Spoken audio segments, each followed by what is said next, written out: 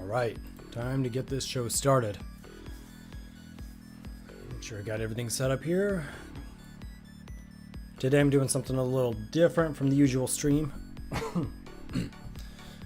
I'm going to work on bringing this little mini game to the finish line. It was a GDevelop weekend game jam number 3 concept. I never actually submitted it to the jam, but the idea is that there are 2 to 4 players playing as llamas, and they drop down on platforms in essentially a top scrolling kind of game. And I just need to tweak the multiplayer aspects of it, and then it will be pretty much done. So just got to do it. It's just one of those items I haven't finished, but I'm close. Just have some troubleshooting to do on the multiplayer side. If I can get that finished up, then it will be golden. Okay. It is Labor Day here in the States, so it's been a 3-day weekend for me. Hopefully everyone else on Labor Day, I don't know if you've been working or not, hopefully it's been a good weekend for you. If you've been working, it's probably been more stressful for you, so my condolences there. I have been there. Alright. So in the game, I am going to...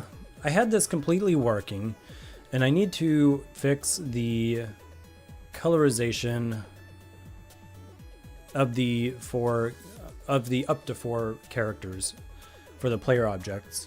That's been giving me a bug. I had it working, and then I tweaked something to a different approach. So now I need to untweak it. So let me see. How do I want to approach this?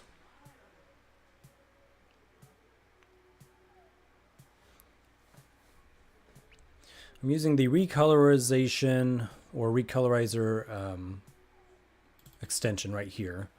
And so what this does is it doesn't just tint the entire sprite. So for example, this is for the llama. So if I open this preview up, let me open this up in a couple of windows here. Use a scene to start all projects, and then I start the preview. If I launch it in 2 windows at least. Let's see, you gotta drag him over. Go to the lobby, and then join lobby 1, start the game. It's going to be a bit messy at the moment. They're going to drop in. And so, as you can see on player 1's screen over here, it's pink, and it just happens to be pink on the other screen, but they're not actually sharing the same colors. So what one player sees, the other does not necessarily see. And that's the bug I'm trying to fix here, as well as the text object over their heads. So that's what I'm approaching here. And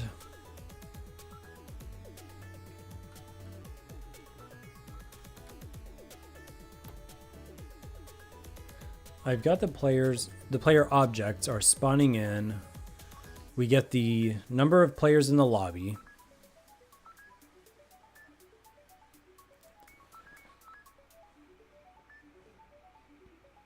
And then for each player in the lobby, it creates the player objects.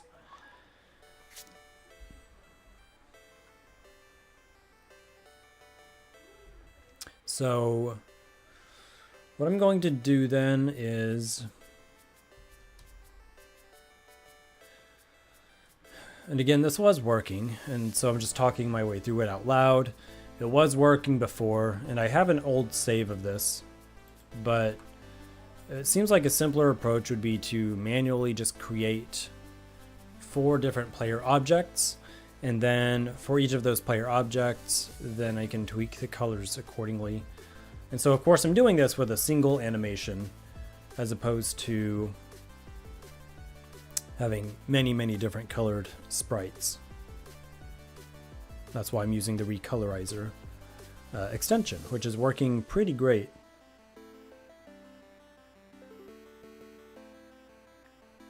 Again, I think the bug is on the multiplayer side and sharing that information from the host, between the host and between the other players. So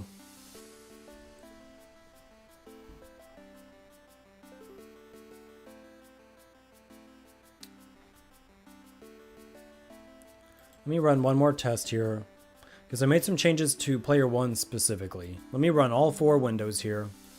I don't know if I can get them all on the streaming screen, but we'll see what happens. Not so much. Okay. Join. Lobby 1. Lobby 1, 1, and 1. Okay, here we go. So I've got 4 windows up now. Some of these are coming in as black, including player 1. Black means the recolorizer,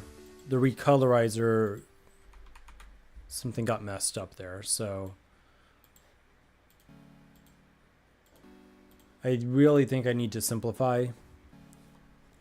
So I'm going to do this.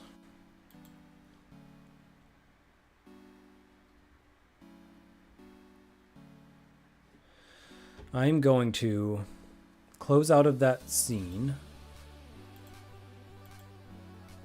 and then go to my scenes. I'm going to duplicate it and I'll just call it scene 2, I guess. And so I'm going to work on this, kind of like just a little version control here, kind of a branch, I guess, in case I screw up anything like seriously. So all I'm going to do is take the player object here, and I'm going to, let me first look at what I've got in there. So I do have a couple of different colored sprites, but again, if I'm going to have like up to 8 players, I don't have 8 colors here. And the recolorizer will change just a specific set of colors. For example, the shades of the fur, which is really nifty.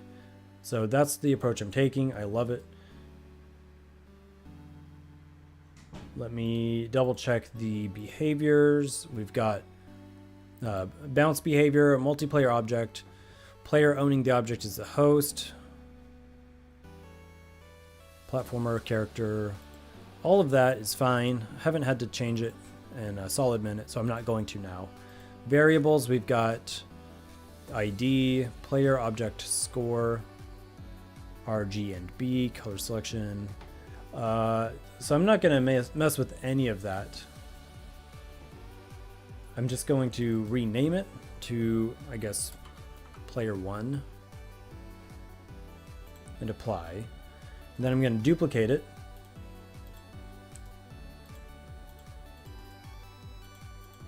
And then I'm going to create a group and add these to the group. Player objects. And then add them to it. So player 1,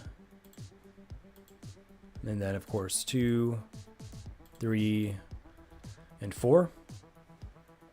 And create.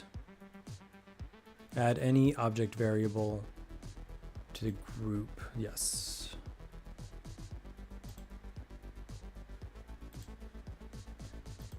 All right. All right, so we've got that. Now that we have the 4, if I go to the game scene events,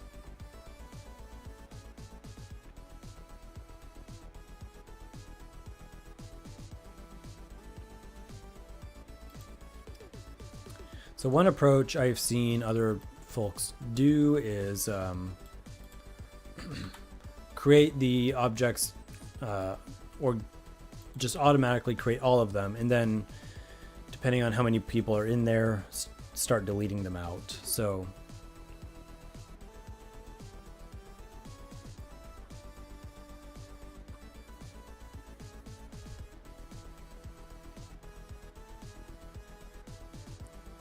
I've got this variable num players is equal to the number of players in the lobby.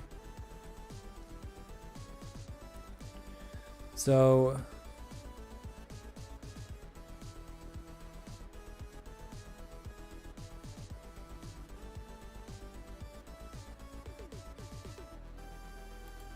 I'm going to disable this event and I'm going to add a new event below here.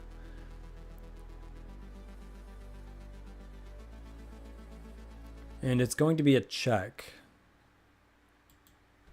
for that scene variable. So that would be num players. So if the number of players is equal to 1, I would only do this one time. And basically copy all of these events.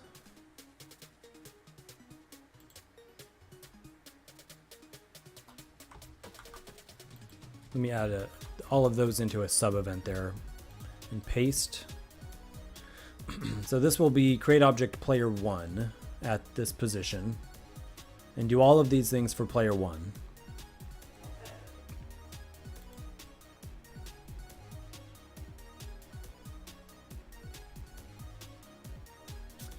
Then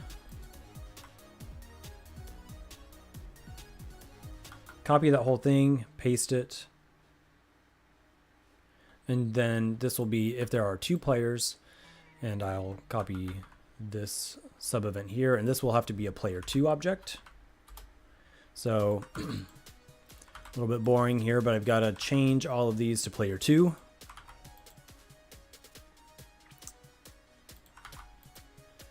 And make sure I don't miss anything here. In fact, I think I need to... Oh, I know I need to tweak some scene variables, but we can get the object put into the scene. So player 1, 1, 1, 1, 1. Player 2, 2, 2.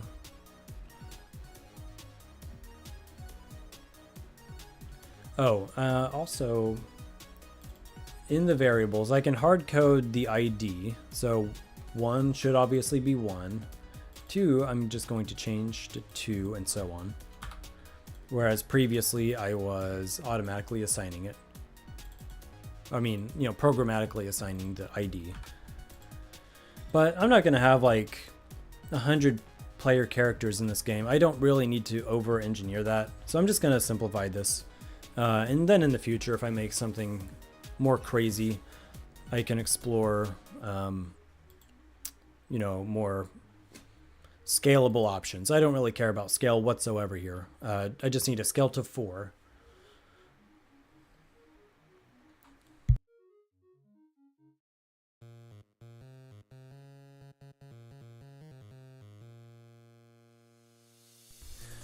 Cheers, folks. All right, let's get the, so that's for 2 players. So let's copy that and paste and do the same thing for 3, except we're going to add in the 3rd player object.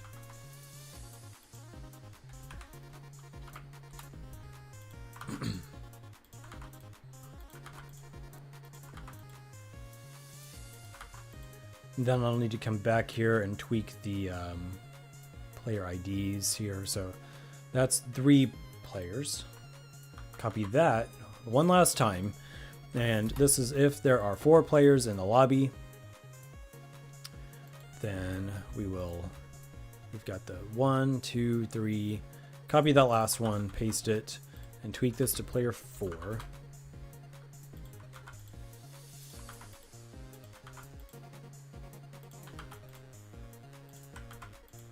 Okay, now let's make sure all of the little... Probably should have done this before I copied them all out, but whatever. So for player 1, that should all be fine. For player 2... Yeah, let's see. I think the only thing that needs to change is create object. So wherever it says player 1, I need to tweak that to player 2. So it's going to be on the text object twice.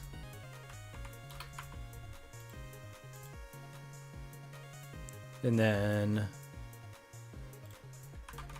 right here.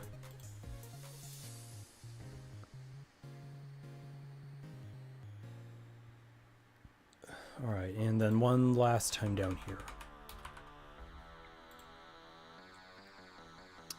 Okay. In fact, I'm going to copy that event. I'm going to delete the other player 2 events here and just paste this one back in. Try to make it a little easier. All right. So that's done. We need to tweak number 3 now.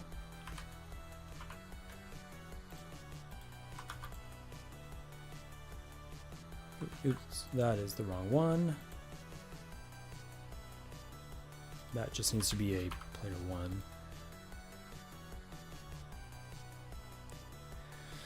And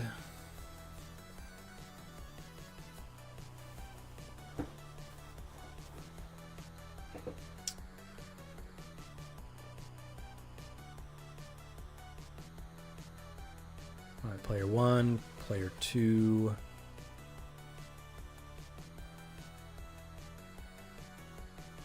Okay, so that's still correct.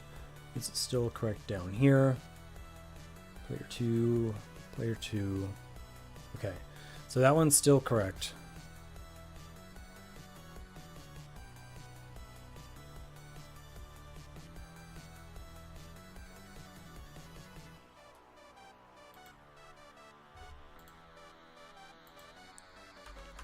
All right, let's get the player 3 object set up here. So for the X coordinate, the Y coordinate, the text ID, and then the string that is sent to the text object. And I'm going to double check this because a lot of manual entry here. In fact, I'm going to zoom this in. I'm like squinting a lot.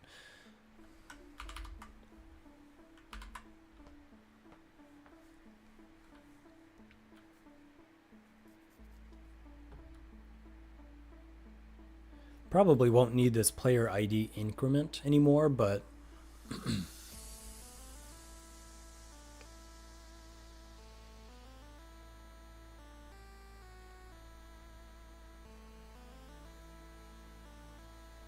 in fact,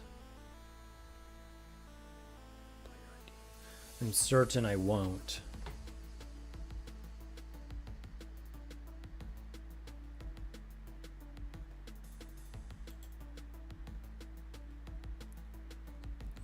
Yeah, I'm going to delete that out. I know there are several occurrences of that.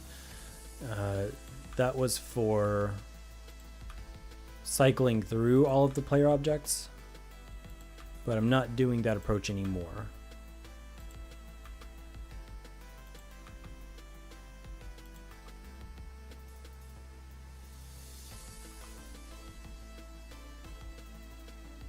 Okay, and that's the original. So number 4 here. Let me copy that number 3 event, the player 3 event here,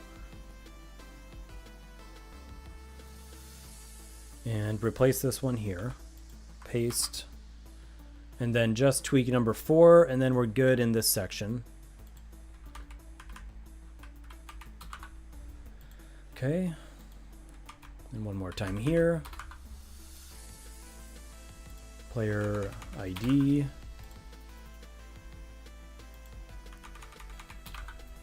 There we go.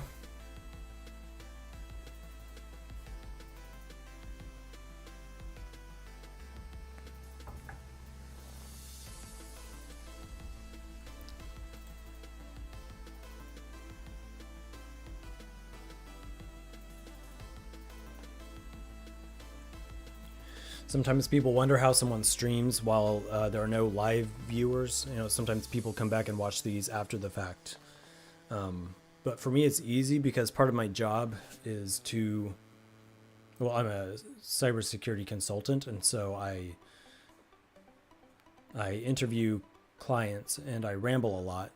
So I really lean into the rambling as I just code away here. code away in my non-code engine. So could be a quiet night on here tonight, honestly. Probably a lot of Americans out there grilling and such. But that's all right. This isn't... We'll be ready for play testing probably the next time around. So yeah, if you're watching this in the future, there's probably a link to this game where you can play it live.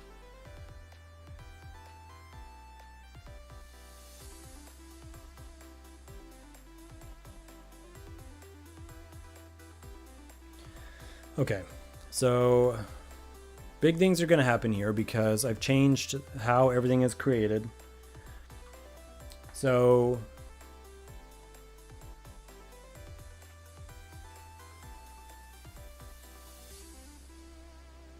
the player objects are going to spawn in like this, but I also need to change pretty much all of the events, all the code, so that they address the group as opposed to the individual object. So for example, the player color here, I'm going to disable that and not even mess with the color right now. Let me go down below that. Repeat for each instance of. Okay, so that is not an active. What is that? It's not doing anything anyway. Alright, so the time scale, create the platforms, anything that the player objects would interact with. So the collisions, that's where I need to update them to address the group of player objects as opposed to the individual player one. So repeat for each instance of collectibles. Again, this is going to be player objects.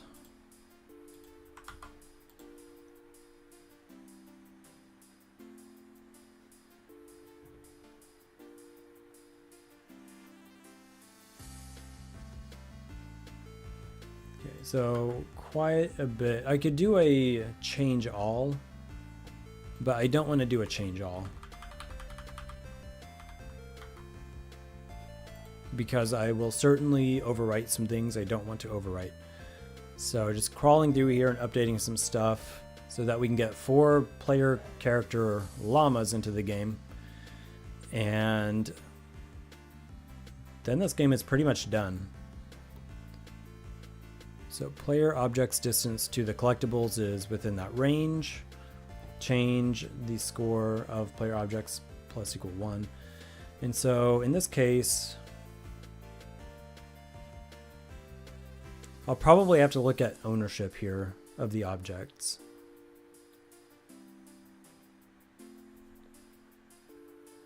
It'll be really interesting to see how this plays out. So if the variable ID, okay, well this is already set up correctly though. So player 1,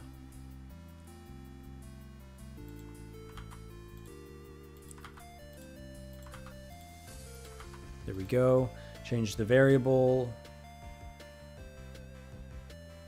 Score player 1, 2, 3, and 4. Add the 1 point. If the object, player object, is owned by the current player, change the value of that fuel bar.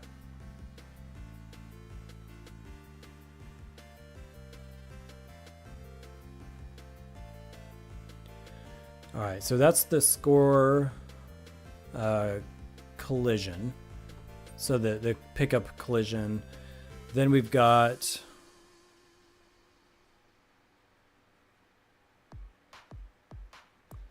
every half second we're updating the scores of all the players. That has not been a problem so far. I'm going to leave that. It should be fine. Then right here, if the player objects are in collision with the cloud, so I need to replace these.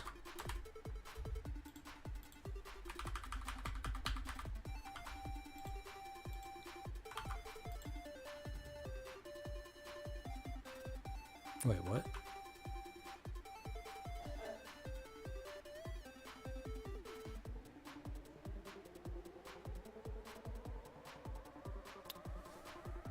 Was that like that? Player 1. Why would I ask the condition if the player is inside of itself? That doesn't make any sense. It should be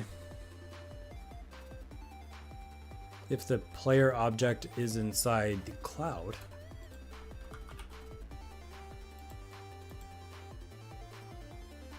Okay, start or reset the timer of the player objects. So that should be better. It's kind of odd because it was working. Maybe I'll break it by fixing it.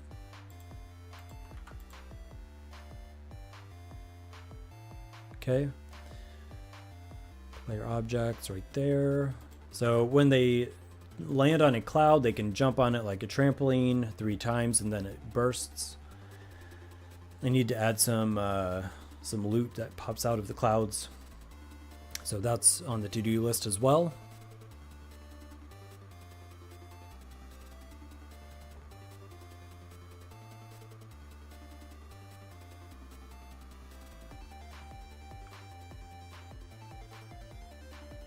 All right, some background objects, those are fine. Repeat for each instance of player objects.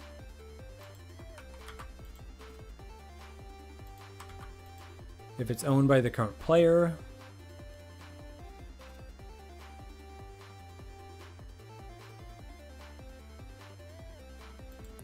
then the jump speed. If the jump speed is greater than 0, then we're resetting a timer there. So just replace these instances with the group. Nothing too complicated here.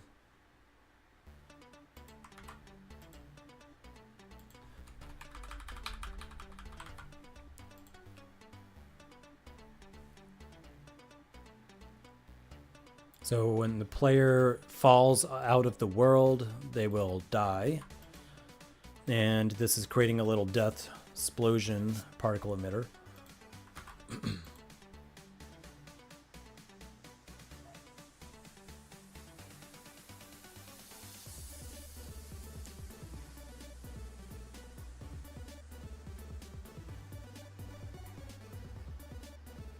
Why is this one? So if the Y position of the player objects is above the top of the scene, this needs to be... Okay, it is a child of the repeat for each player object, so that's good. If the variable has gas of the player object is false, then we need to create a particle emitter at that object.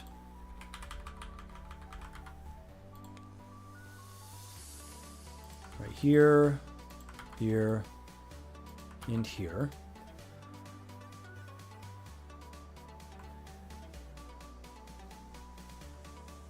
Okay. Again, I'm changing so much all at once. It's going to be incredible to see how many things are amiss, but it's a necessary evil. Unfortunately. But if it's too rough, I have the old version as well.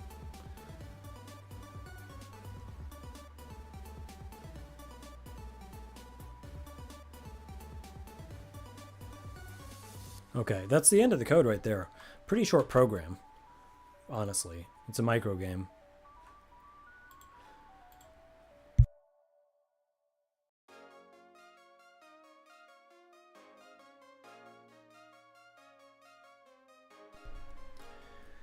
So, what... I took out the recolorizing, so right now everything should just spawn in. All 4 players should spawn in as the original sprite object, which I think is pink.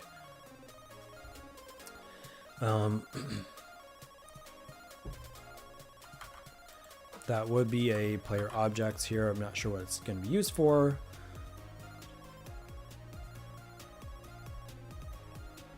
The only thing I left out was...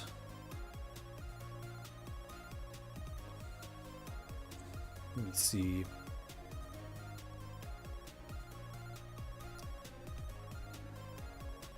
Okay, creating the player objects right here. Let's just run through this real quick.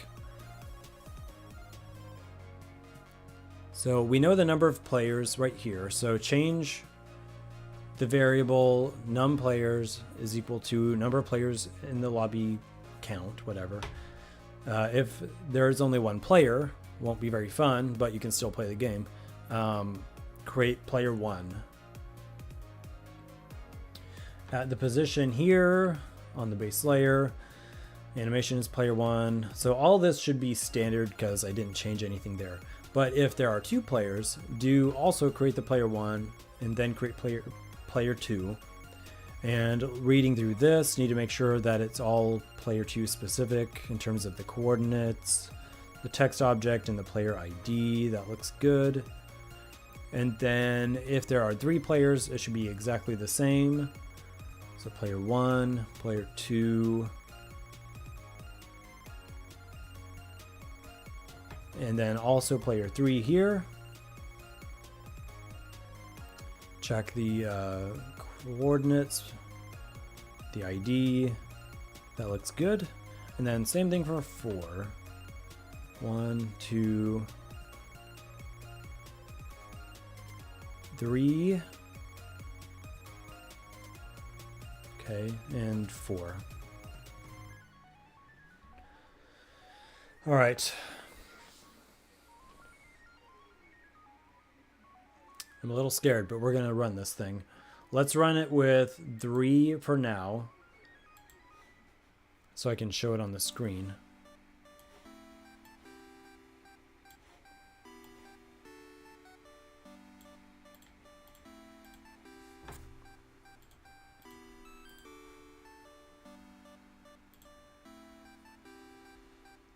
What kind of nonsense are we going to get?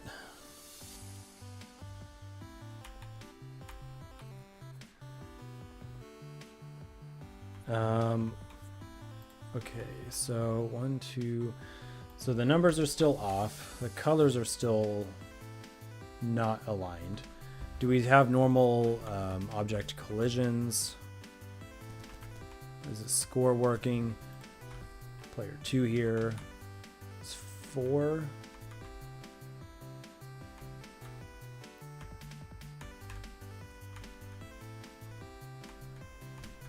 As far as I can tell, the score is still working. It looks like the gas emitter is still working properly, which is good. So basically, I just need to fix the same problems I've been having, which is that it's recolorizing. Why is it recolorizing? I wanted to disable that for now. Really unsure about that.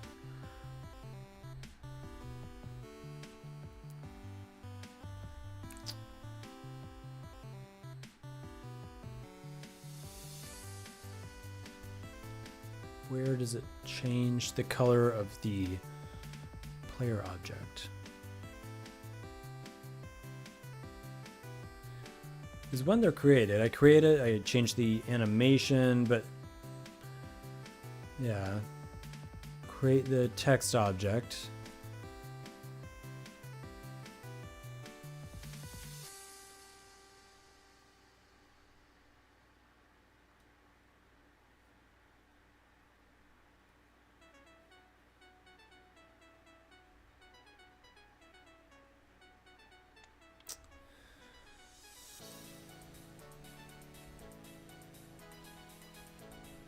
All right, so we get done with the creation right here.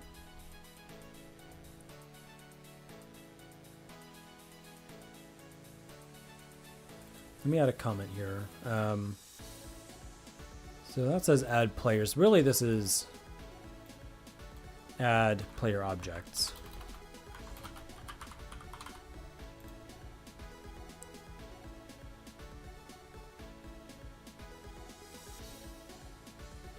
I can probably get rid of that. Don't need that anymore. Was doing some single player testing, but I'm done with that. Add player objects. All right, let's collapse that down. That's a long section. And then all of this nonsense here is to change the color. but it's all disabled. It's all commented out.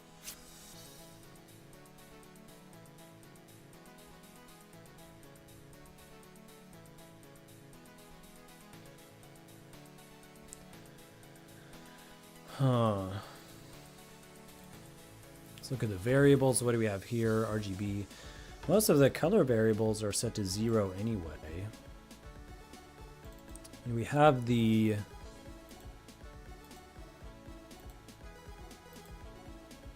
sprite recolorizer right here. Nothing to configure in the object. So with that being the case, I'm really wondering why they're changing the color. Let me run this again. Maybe I can figure some stuff out. It's just one of those things. I'm sure it's super simple. Just got to identify it.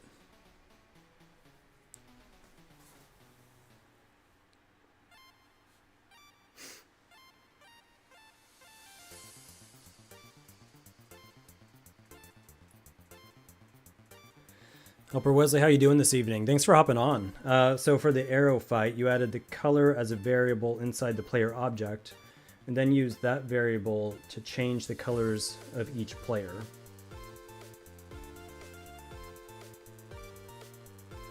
Since object variables owned by a player are sent to other games, so they should be synced. That's interesting, because I had... Yeah, that seems to be the issue I'm running into here. Because I had gone to scene variables, and as you can see, I'm just getting totally different messages here color-wise. Sunburned, what'd you do? Did you do something over Labor Day weekend?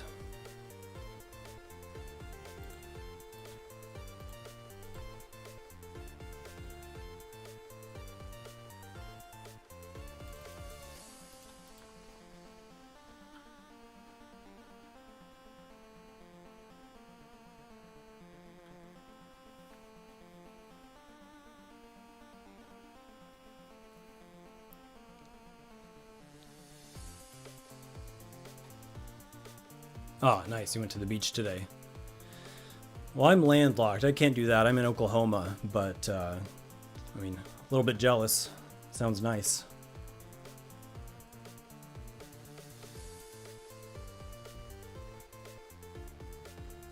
Alrighty.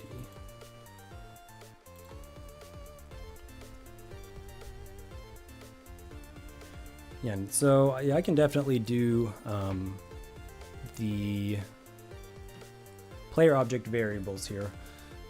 I'm just wondering where my color is changing at all right now, because I'm not calling the recolorizer at the moment, or at least I didn't think I was. So let me try to track that down. Eastside, Canada.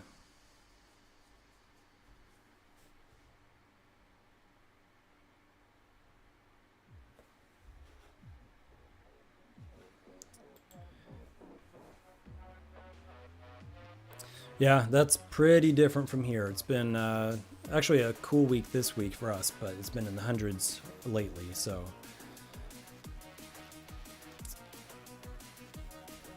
I've been to Canada. I've never been to that area of Canada, though. That's on my to-do list, though.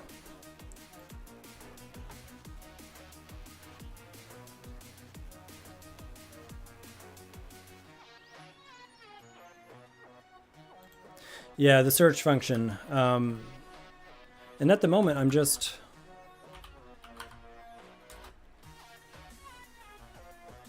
Yeah, like, for example, if I run through here, I'm pretty sure each occurrence of recolorize is all commented out.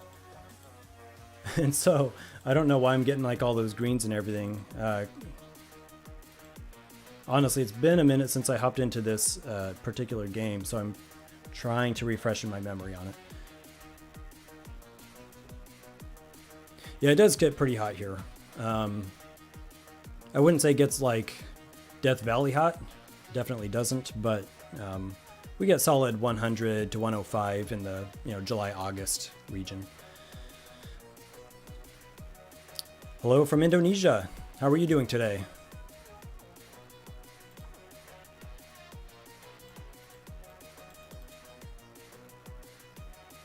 Indonesia, definitely haven't been there, but that's pretty awesome.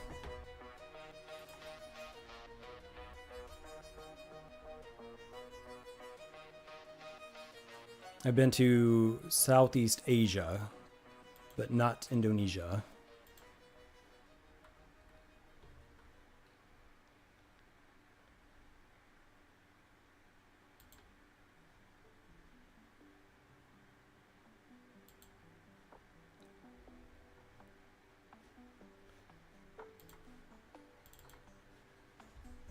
Okay, yeah, so I'm only using one of these colors. I have the golden one in here, but that's irrelevant.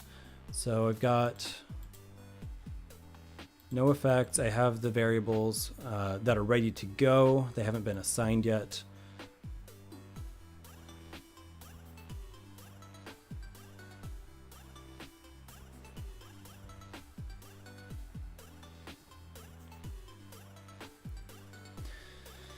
What am I doing now? I am working on, this was actually for the GDevelop 5 Weekend Jam number 3, which I masterfully did not submit on time.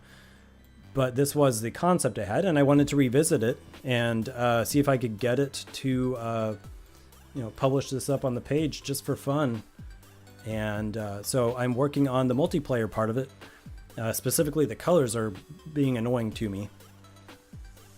I had them working, and then I changed a few things, changed my approach, and I broke some things. So that's kind of what I'm doing right now.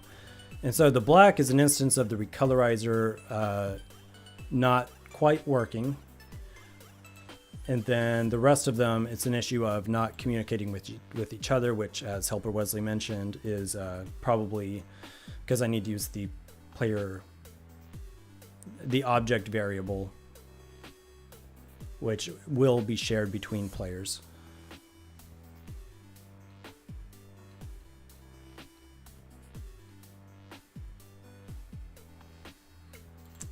So let me see. I have those not coordinates. I have those colors. So let me pull up the RGBs for those.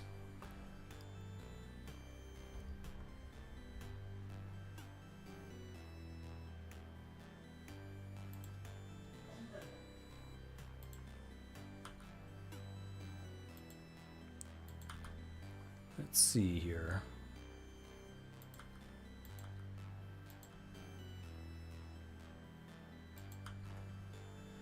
All right.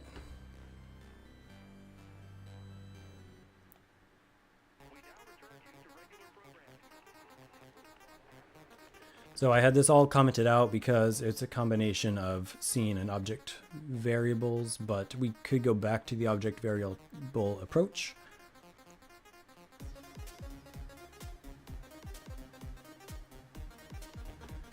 So if I want player 1 to be the original color, obviously we would just leave it as pink. So that's going to be, let me pull this up.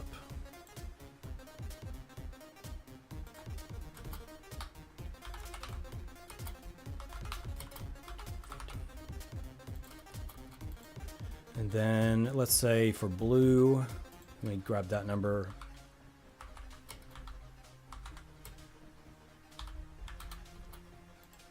I've got 8 colors. I was hoping to cycle everyone through all the colors, but for now I'd like to just get this kind of functional. I want to play a game. 255, 191.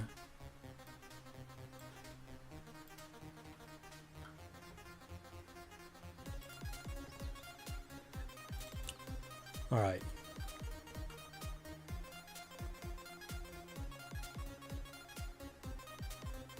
So for player 1,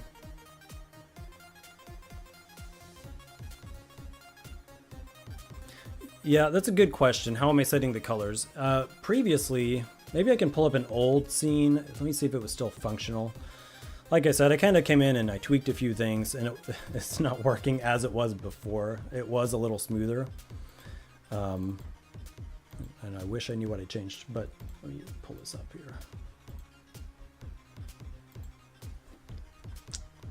let's see here. Again, kind of trying to refresh my memory on what I've done here, but okay, this one.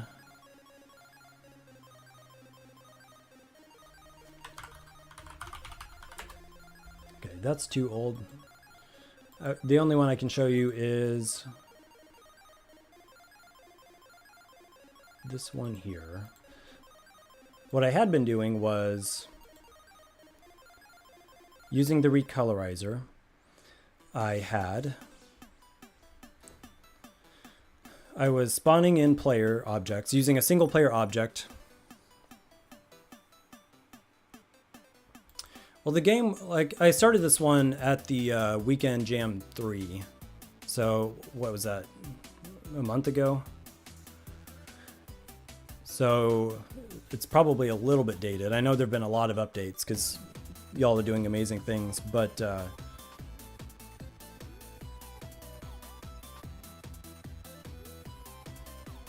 what I was doing, and I was wondering if this is part of the problem, because in every tutorial I've seen everyone put out, they're putting in manually different player objects, like right here, I've got the 4 player objects that are created separately. And the approach I was shifting to tonight was a single player object. And then I was programmatically spawning them in with different IDs. And I thought maybe that had something to do with the bug. So in that case, I was saying, okay, for the number of players in the lobby, which if that's 4, then it would repeat 4 times, creating a player object, setting its ID to 1, 2, 3, or 4, and then going down and setting colors right here. And I had it selecting a random in range, and depending on the number, it would pick basically the color. And then the color was broken down by a individual R, G, and B variables. And then plug those into the recolorize.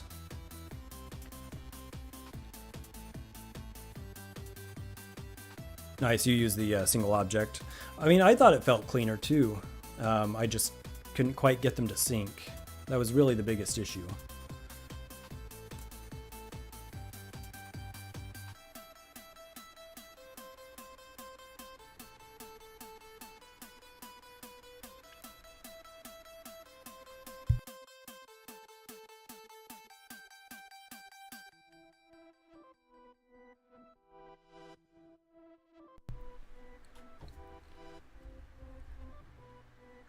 So yeah,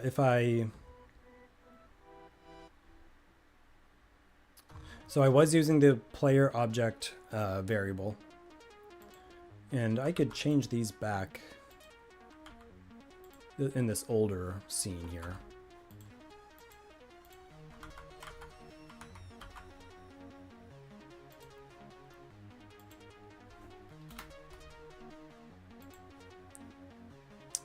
Yeah, actually these would be better yet. Just disable that one.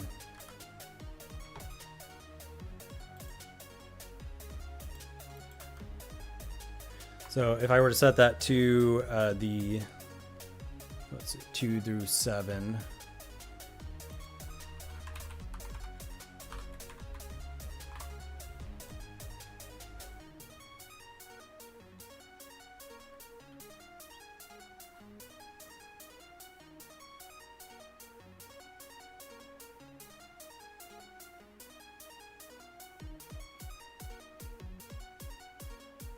Interesting. Yeah, let me pull that up. I need to...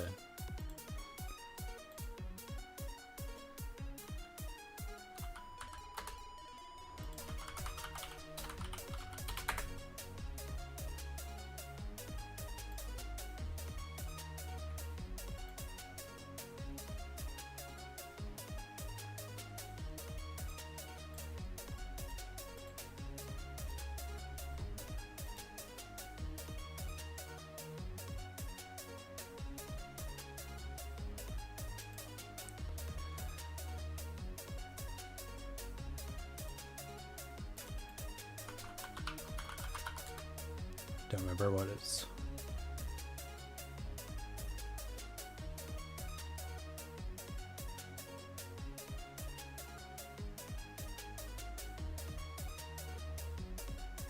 Under the build tab.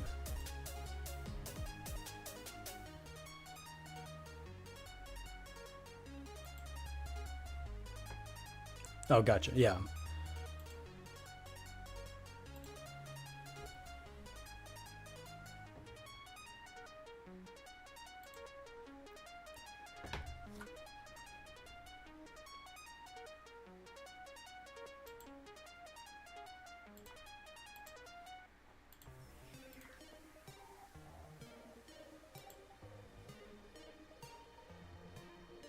All right.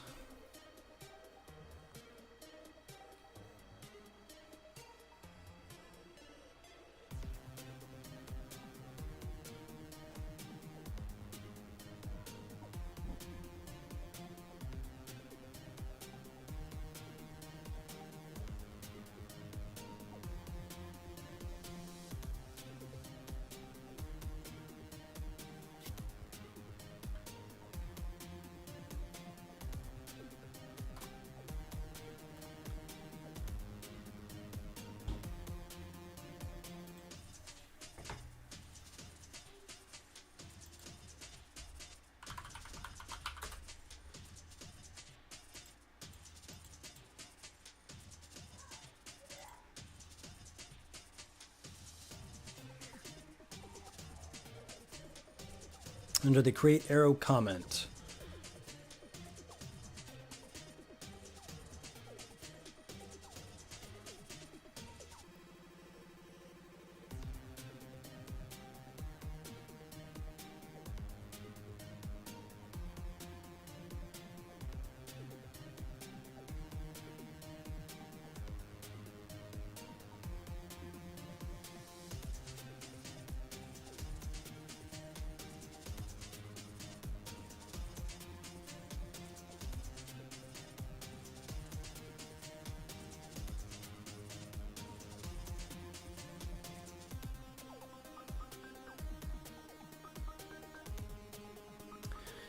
Yeah, it's possible. This is actually my first time using it as well. I mean, I kind of fell in love with it because, as you can see, I have this sprite that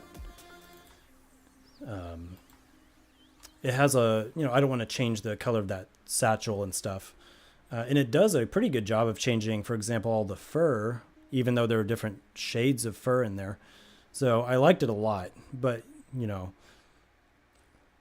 I'm both newer to the multiplayer aspect and new to the recolorizer, so that's a recipe for a lot of bugs. But yeah, I'm going to keep using the arrow fight as an example here for reference. Super helpful. And your worst case scenario, I'll just manually change the color of each of these. I really need only up to 4 probably. I don't think more than 4 players in this game would work very well. I mean, it could, but...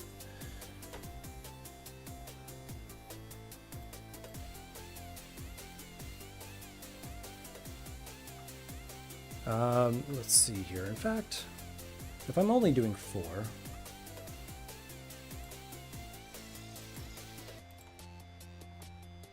Let me double check my assets here.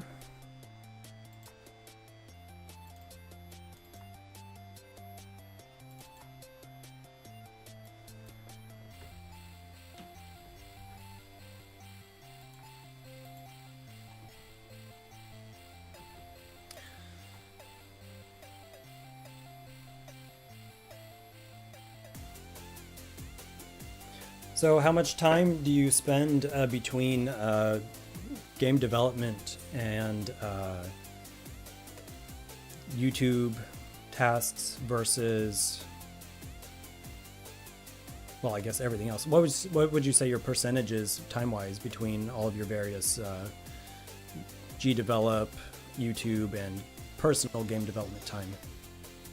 How do you break those out?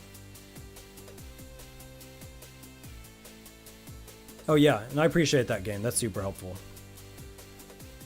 No, I feel like the community is very.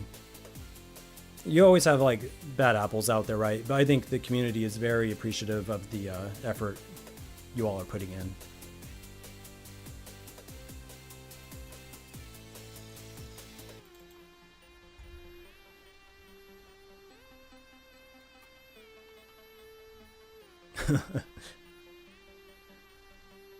Tough question, eh?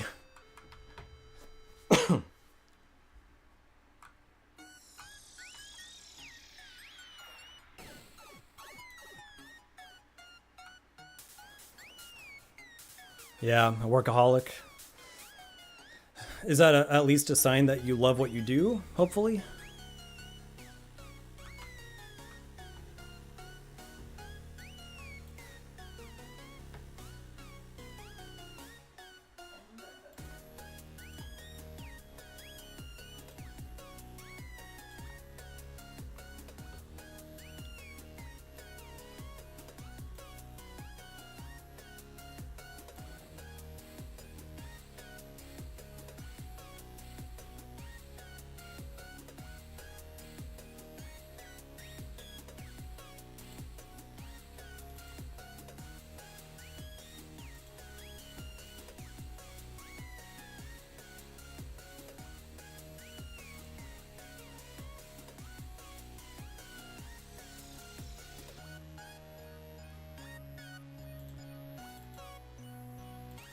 All right, going over here, I'm pulling in some animations. I'm going to keep learning all of these issues. I'm going to keep searching these issues out, but to take a little shortcut here, I'm just going to pull in, since I have the resources, the different colors.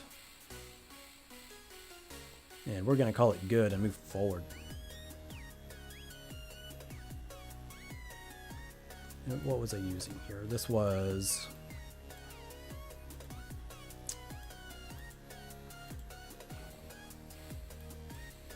close this other window here. Back out of this. This was the idle and run.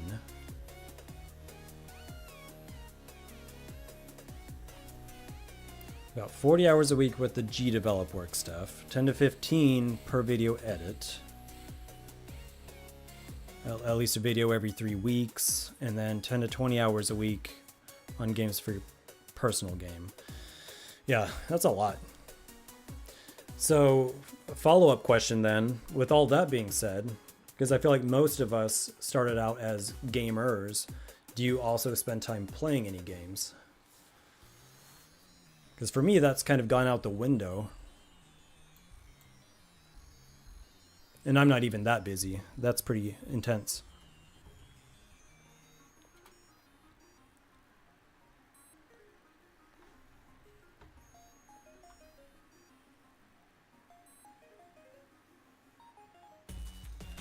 Nice.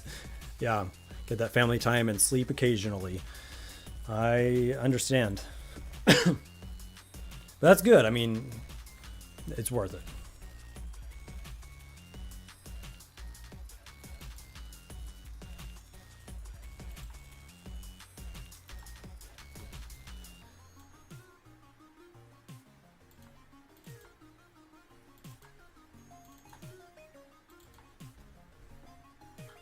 I need to find a run animation here. Let's grab the brown. We're going to do underscore brown alpaca with basket.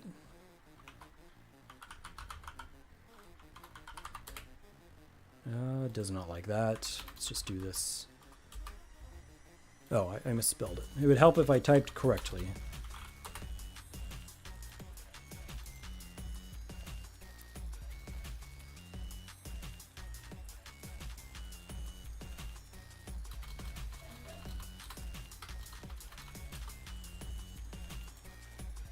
Is that a double underscore? Oh my goodness.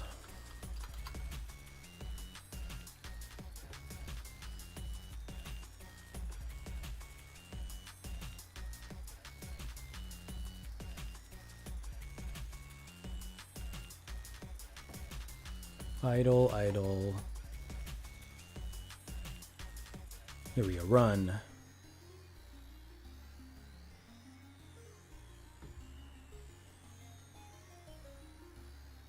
0 through 11.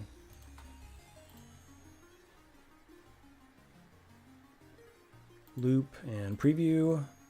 That looks fine. What did I set the other ones? 2.05?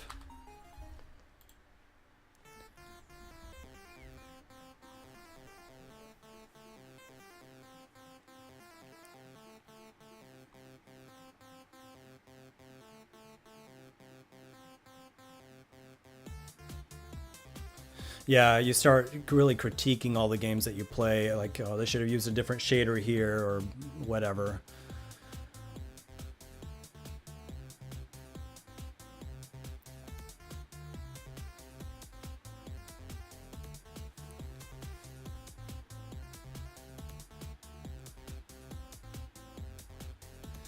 Yeah, I get it though. I mean, it's like, you know, normal life, you know, go out with your friends, you know, 1 or 2 times a week. That takes up a lot of time, going to a lot of family events, you know, whatever it is. I get it. It's like, it's hard to dedicate all that time to everything. But I mean, I would say that it shows, and you have your community, and I would say that it's reflected in your community. You know, they seem to really appreciate all that you're doing, and the fact that you love what you do shows, because you can definitely tell the ones who don't love what they do, and they're trying to just, you know, get rich or something. And no worries about the brain toasting. I'm right there with you. Not necessarily from the sun over here, but I get it.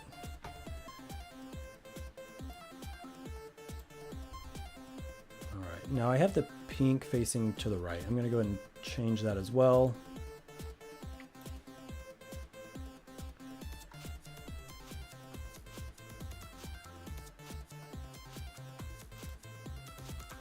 Wrong one.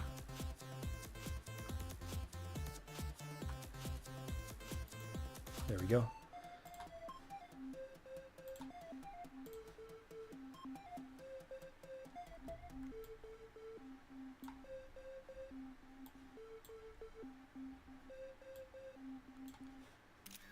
And apply. All right, player 4, let's do this. Add animation, add sprite, and I think we're just gonna have to use, we have a white one. Let's go with white.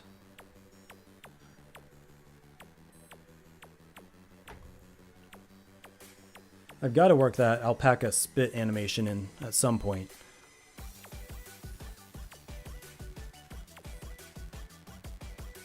We're going to go with run. It should be 0 through 11 here.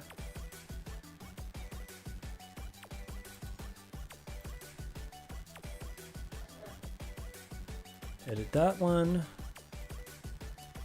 Flip them all, save. And drag that up.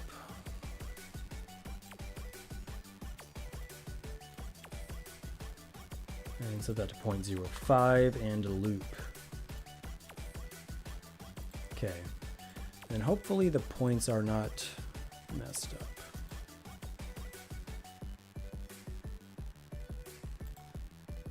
Should be sharing between all the animations, so hopefully we're good there. I think I needed to bring in the idle. I had the idle and the run. So I think I actually need to bring those in as well.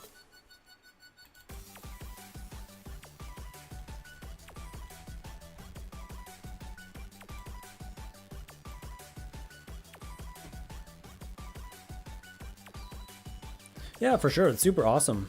And I've been enjoying, you know, I've only been into GDevelop for, I guess I'm going on 1 year now, but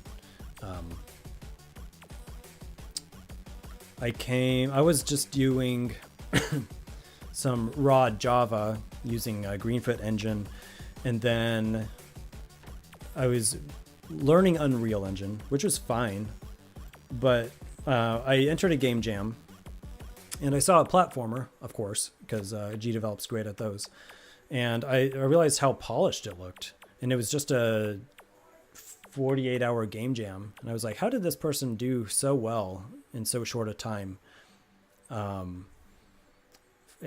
In such a humble game jam. And of course it was G-Develop, and so that's when I picked it up, and I haven't looked back. And you know, it's so accessible to the public, and I like the people involved.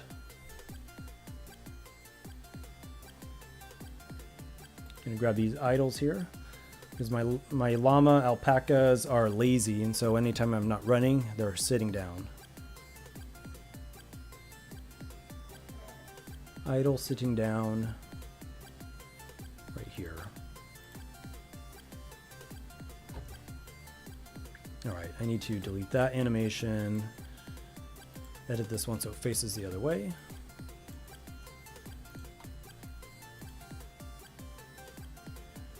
Let's drag that up. That should be probably number 1.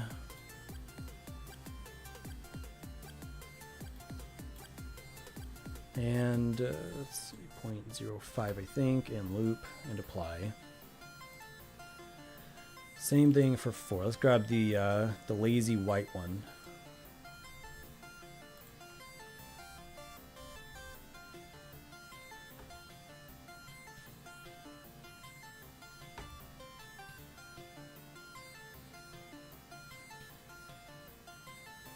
Zero through 19. The idle sitting down one has more frames than any other animation on this sprite.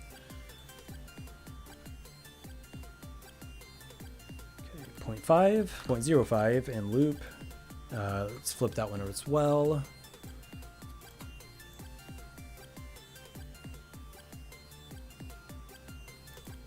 And apply. Oh wait, drag that one up.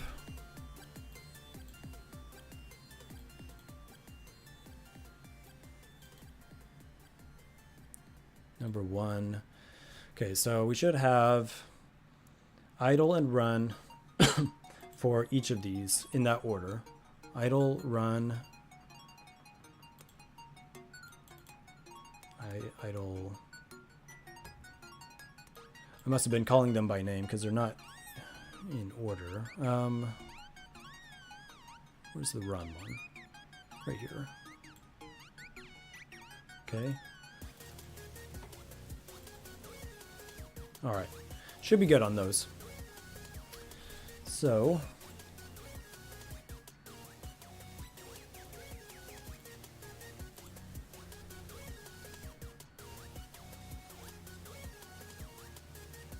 I'm just going to 100% ignore the recolorizing for now. I will continue to learn that in the future.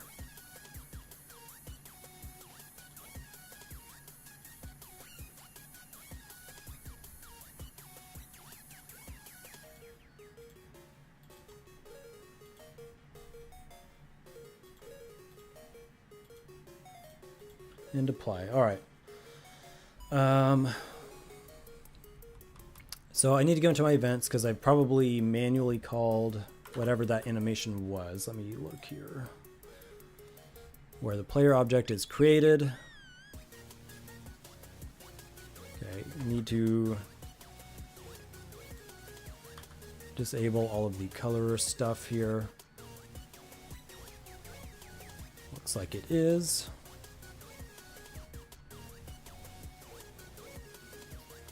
So now I want to look for any instance of animation for the player.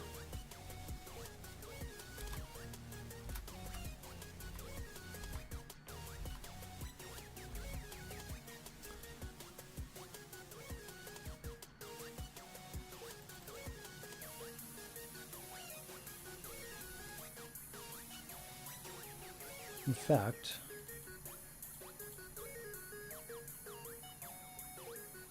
it's right here in the behavior. So for player 1, I've got the run pink, idle pink. So it should just be all runs except for idle is idle. with that being the case, let me double check for player 2. That needs to be idle yellow, running yellow. Running.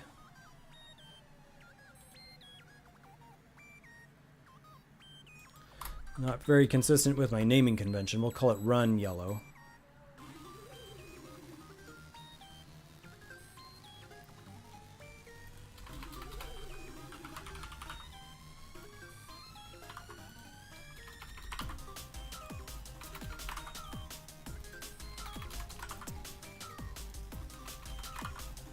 And apply.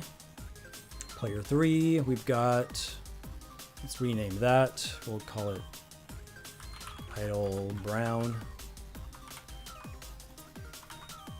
And run brown.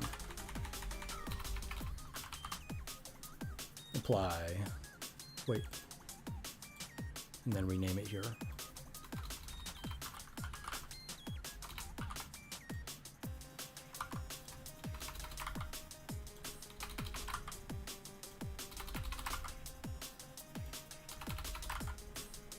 Apply. And finally, player 4, let's do idle white and run white. Almost as white as me.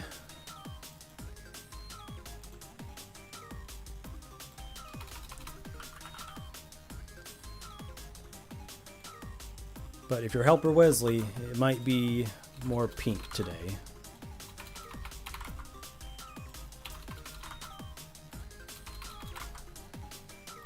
And apply. All right, I'm just gonna run a quick preview and see what happens here. Shouldn't be getting in any recolorizing at this point.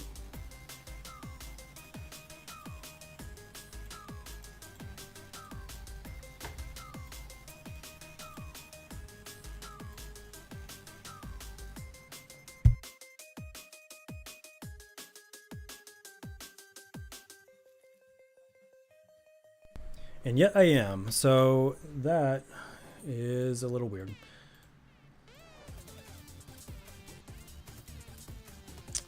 What else did I add that to? Some of these might still have it. Multiplayer object, platformer, platformer, platformer.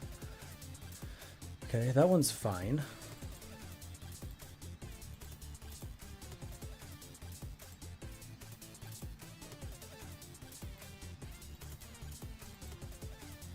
A reddish pink.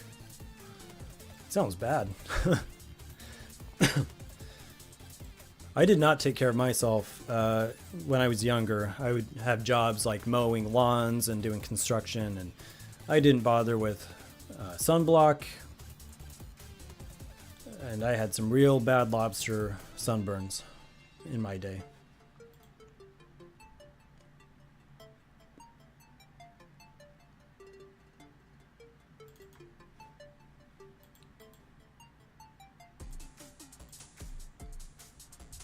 Okay, I'm just going to delete the color section. If I want the code, I can pull it over from a different scene.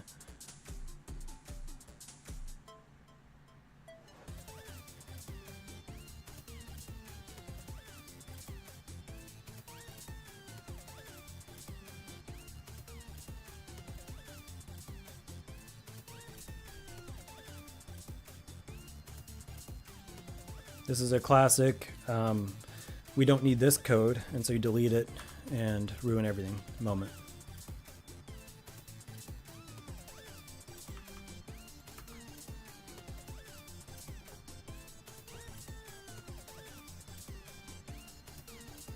Okay, and that one as well. So we were setting the animation.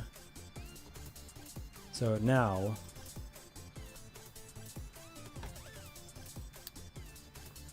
I do need to set the animations here. I don't know why.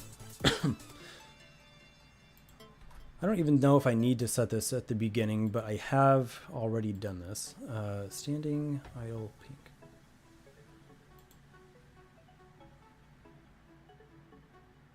I don't think that I do. So I'm going to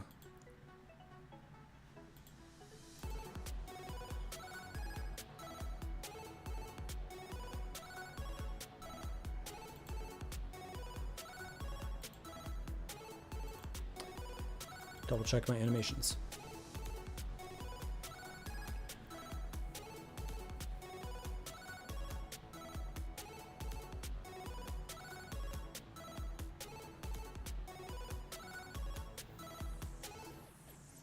Don't have to. I mean, we could use the run.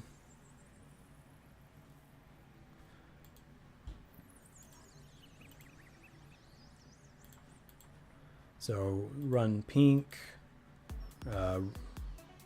run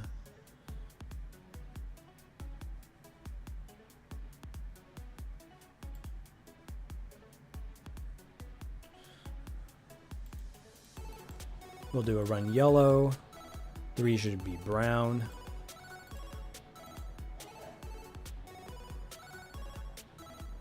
Oh, not there, right here. So 2 should be yellow.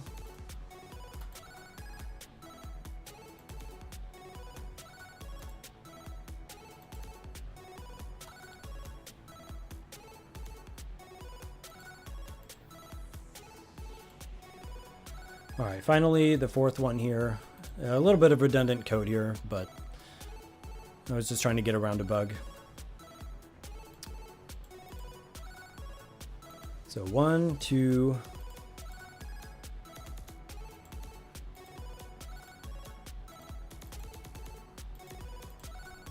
3,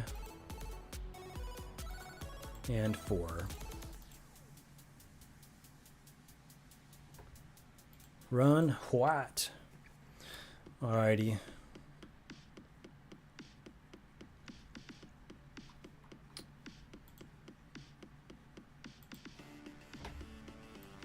Give this old boy another test here.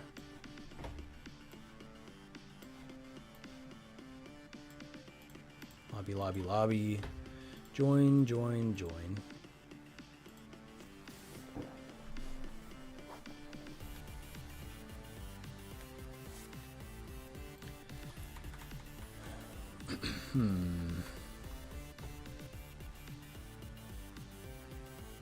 Coincidentally, those are matching this time.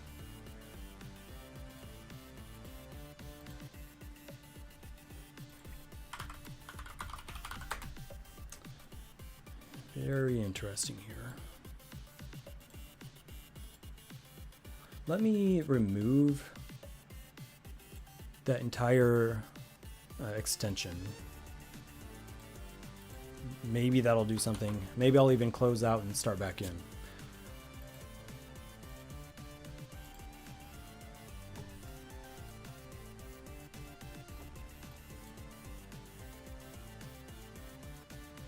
Let's run another preview now.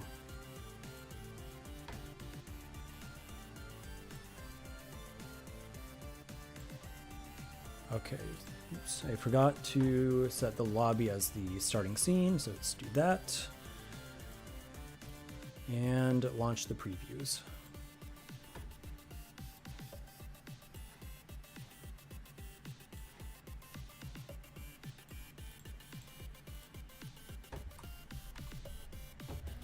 Join and start the game.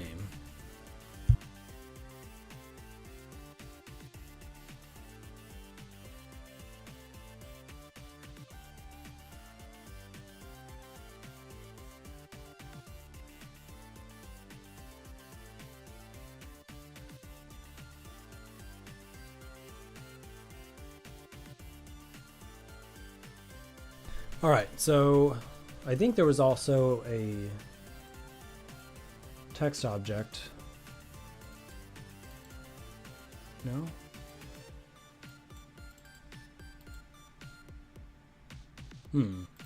Yeah, I thought I still had some recoloring going on the text. Maybe that was there's a shadow of black.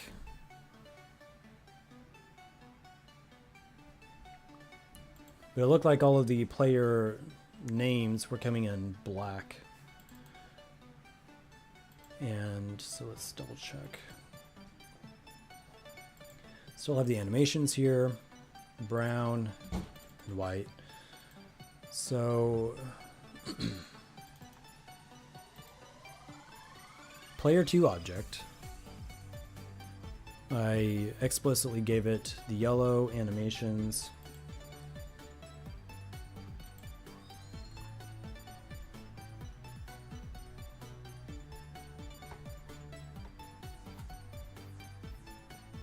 Create object, player 2, set the animation. Maybe I don't even need this.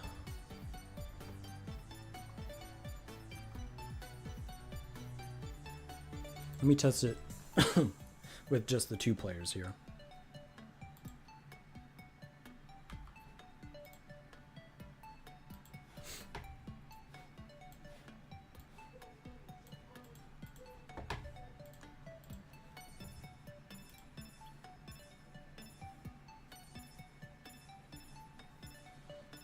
Hey FD, how you doing today? I do not have any games on Google Play. I have a few kind of like this that I'm hoping to get out in the near future. But yeah, that's a goal. I don't know if Helper Wesley has any out there yet or not. I don't know if 100 million tutorials count.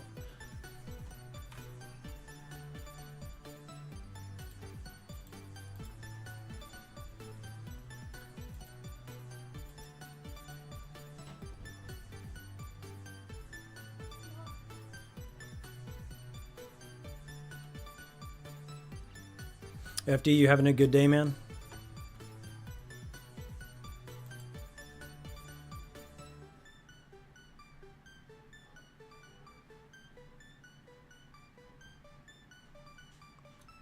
Oh, all right. You're gonna have to self-identify here. What are your old games on Google Play? We gotta know now.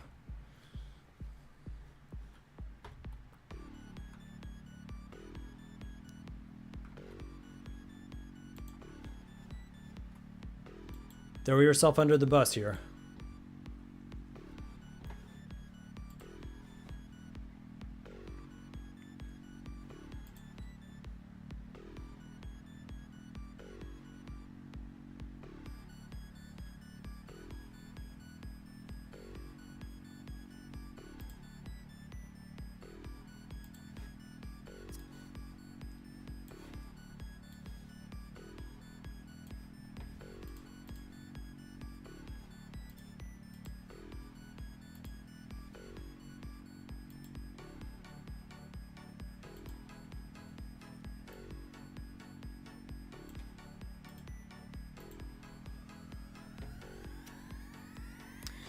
Double checking my scene variables here because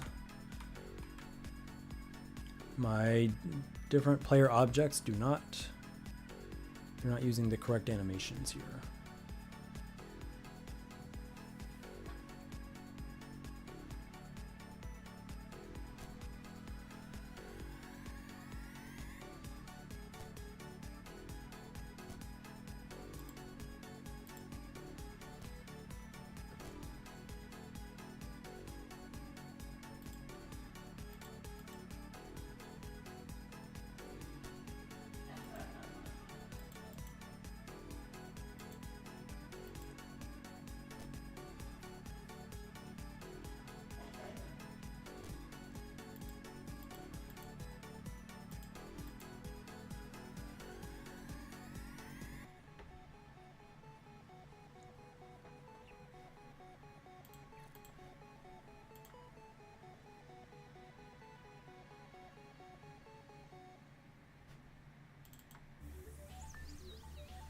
I'm just going to delete the unneeded animations here.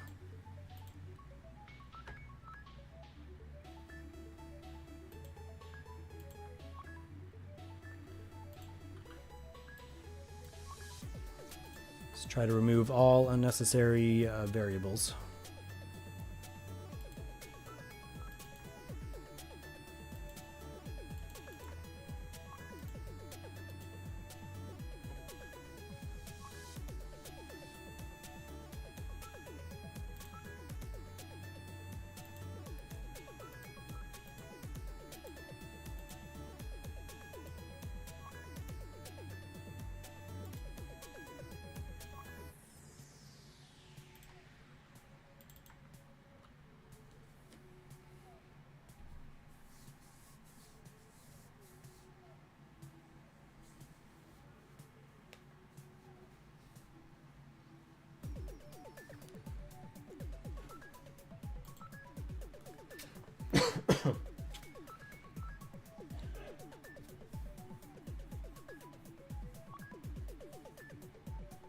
You basically abandoned the games, and then Google Play had some new requirements and you needed to fulfill, and it wasn't worth the time to update the games. Oh, gotcha.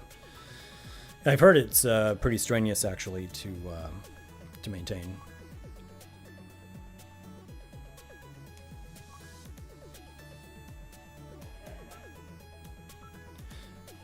Yeah, Wesley's got a lot out there, and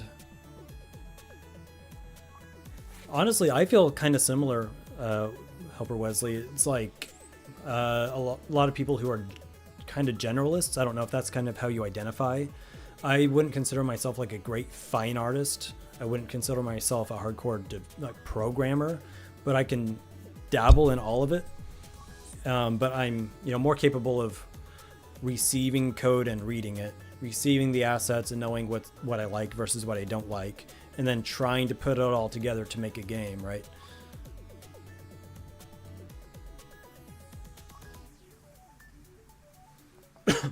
Not too bad to get them up there, but keeping up with the emails and updates was a bit of work. Yeah, I bet.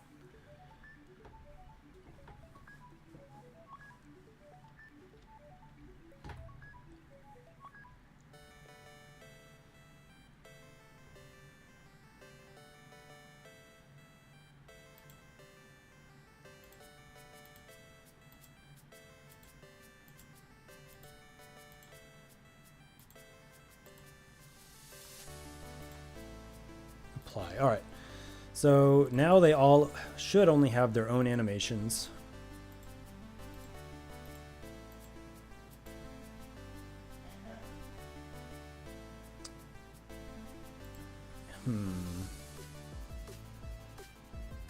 Now that I'm thinking about it, I might... So I've got the idle run and standing idle. I think I actually need to add one more. So I've got idle, run, and standing. Do I have all of those for all of them? I need the standing idle for brown. That would help.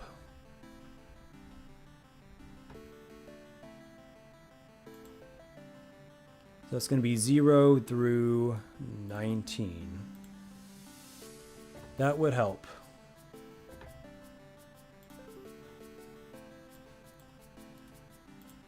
Save. Set that to 0.05, loop, apply. Player 4. Add sprite.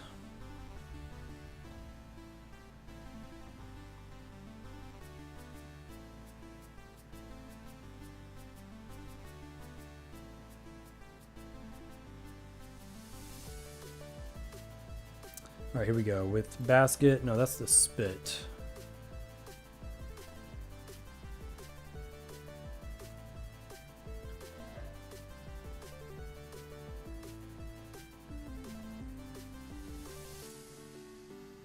Got it. Add those in. This should be the last animation I need to add in. Finally making some progress here.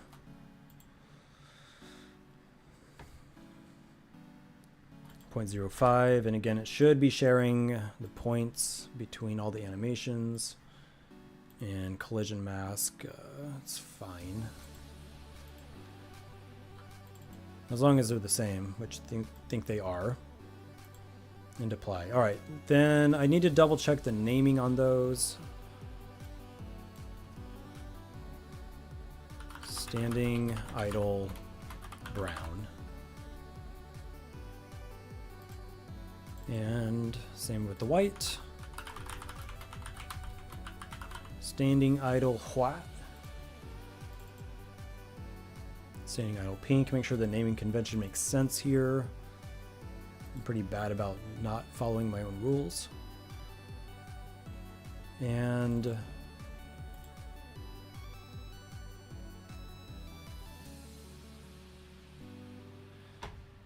all right. Let's run a quick preview.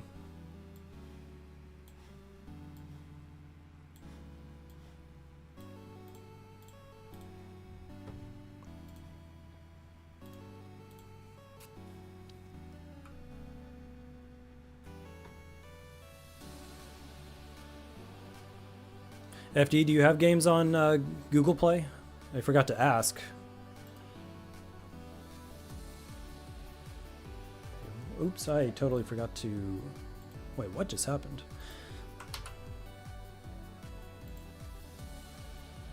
Run the 3 previews. Check.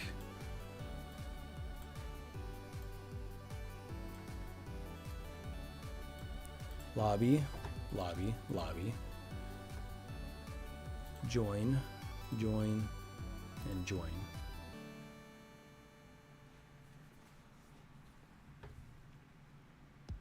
They're going into different lobbies. That's not what we're wanting.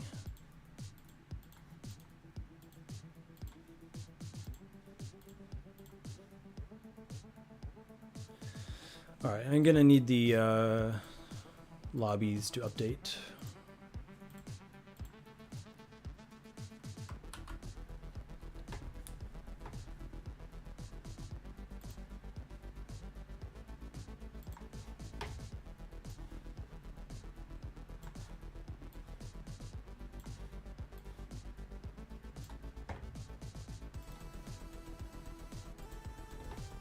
Looks like they updated. So let's join lobby 4.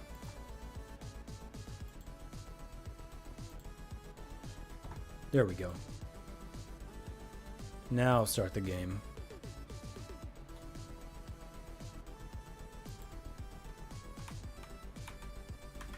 Yeah, if you got a link to your games, go for it.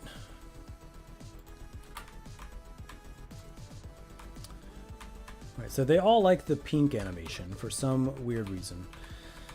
This has been my journey on this game development, guys.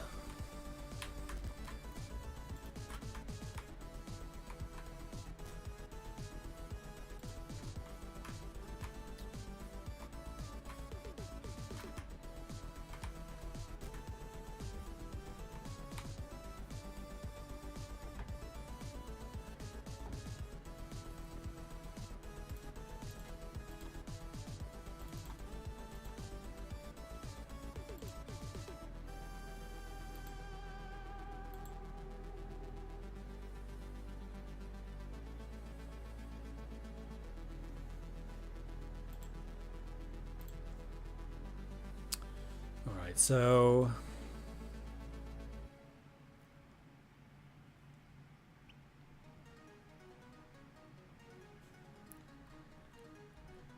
for player 2, for example,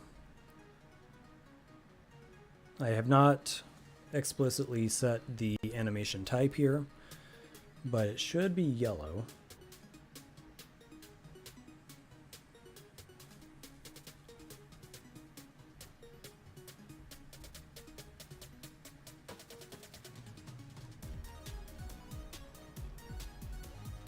Let me double check that I'm actually creating the right objects.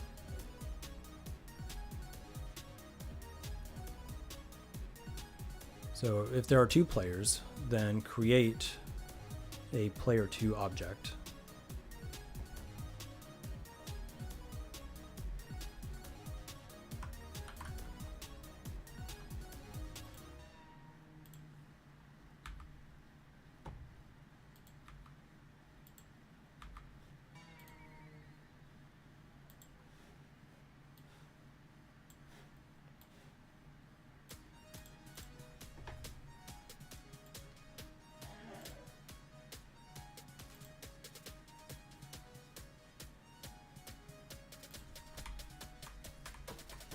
Yeah, I'm at a bit of a loss here. Pretty weird.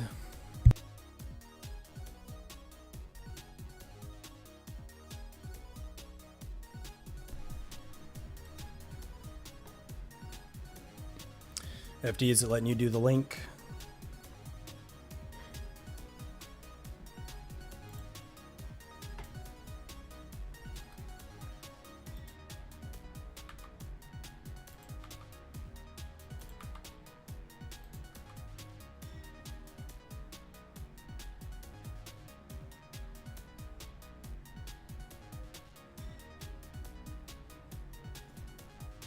Oh, what's going wrong? It's the animations.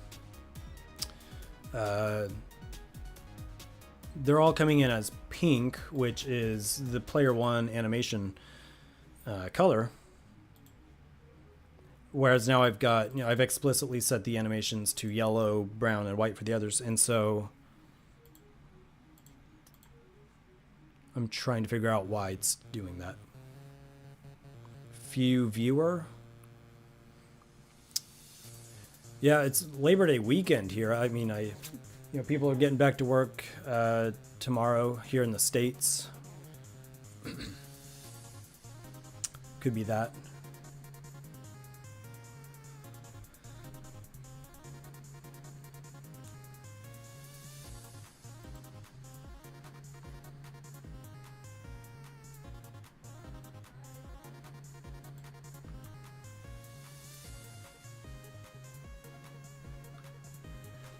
Yeah, no worries. The way I see it, I'm doing my development anyway, and I'm happy to share it with the world if they want to watch me debug my own code, and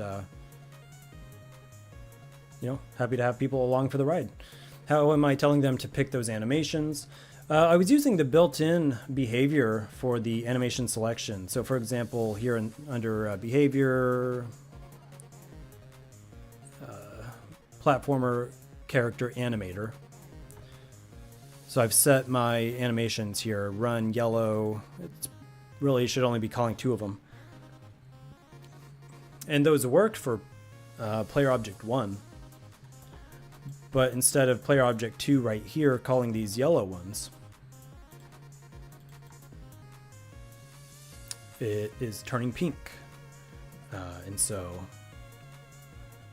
I'm wondering if there was a remnant somewhere where I had explicitly called a pink animation, and so I was searching through my events here for that.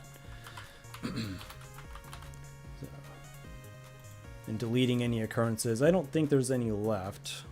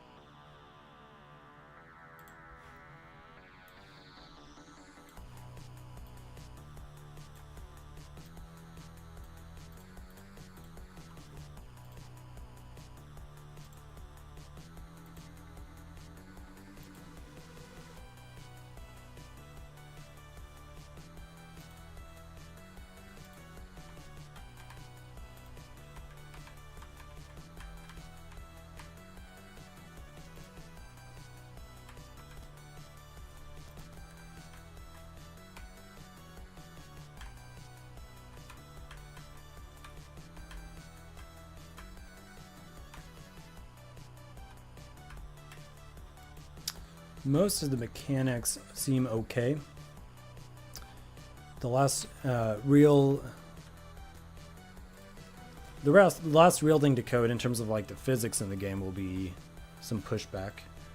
So at least the players have their number over their heads.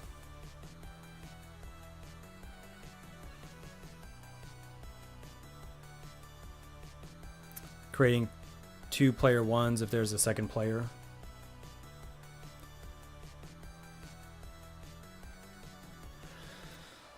See, that's what I was thinking too. So honestly, this is not the most efficient set of events here. So what I was trying to go for was, if there's 1 person in the lobby, create player 1, and then if that number is 2 players, then create player 1 and player 2, and so on. So right now I'm just playtesting 2 to 3 characters. So player 1, player 2, and player 3.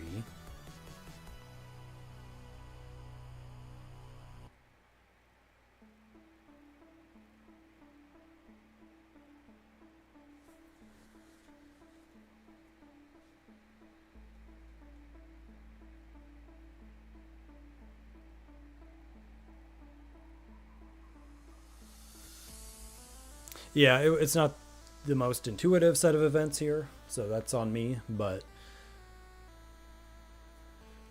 I could always double check this variable, but it seems to be accurate.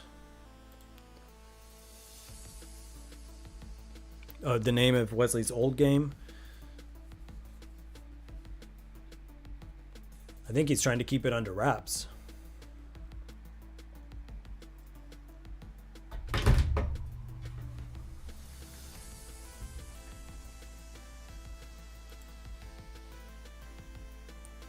Let me run this with the debugger open.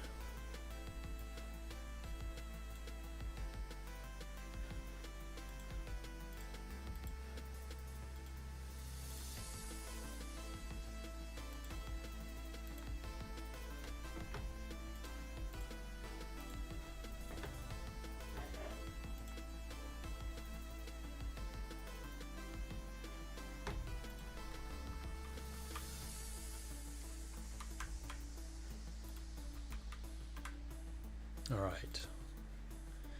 If I hit this, all right. So we've got 3 happy llamas over here. They're all pink.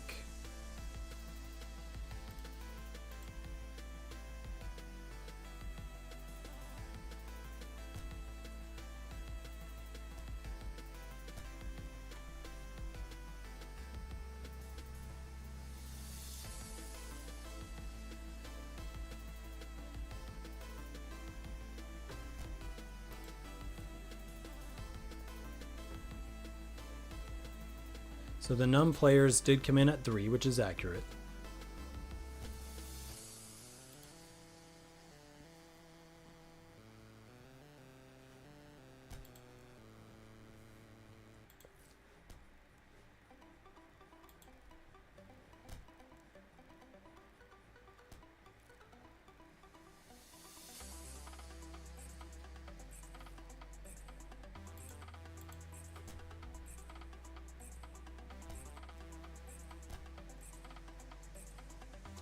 And so I'm looking through my instance variables here for each of the players.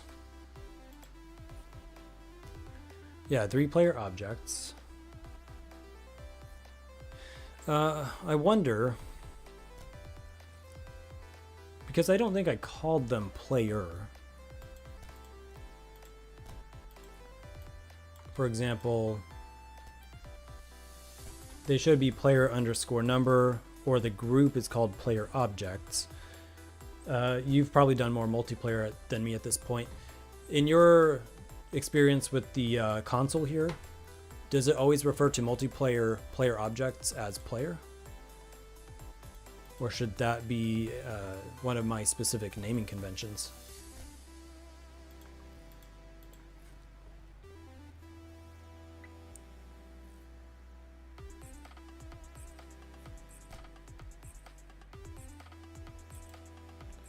Right, yeah, I got the 3 player objects from the scene variable as well.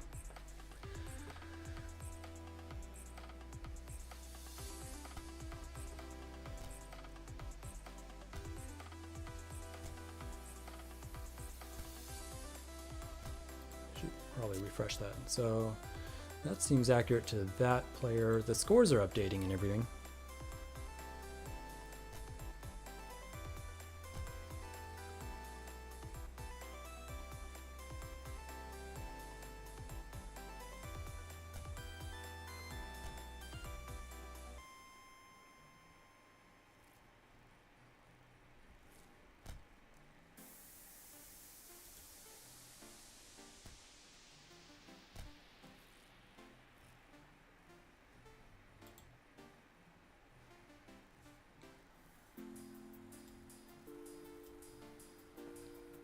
Good to know. Good to know.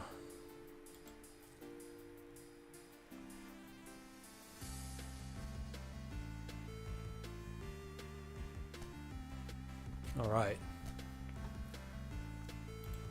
Well, I'm going to shift gears here. We've got 3 player objects. They're generally functional, and the color has been the bane of my existence for today. But I do want to see if I can add a force. So this will be based on whenever a Boolean is true. So I need to figure out how I want to code this. Coming close to the end of the stream here, but I'm gonna see if I can get something going here before I call it wraps.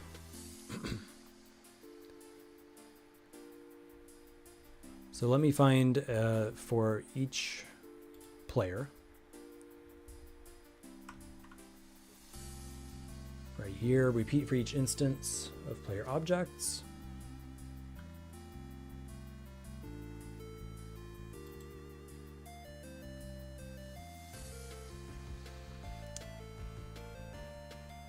Gonna add a sub event there.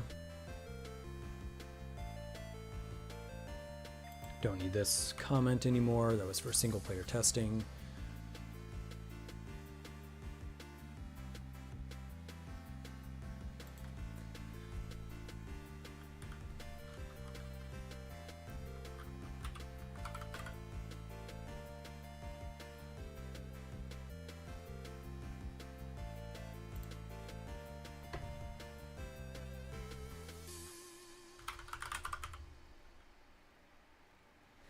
So player objects variable, the variable value of has gas is true.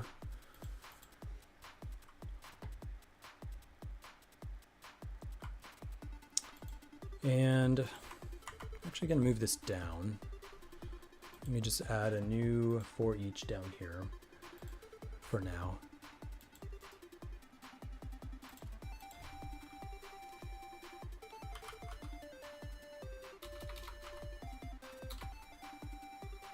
This will be the pushback effect, or knockback.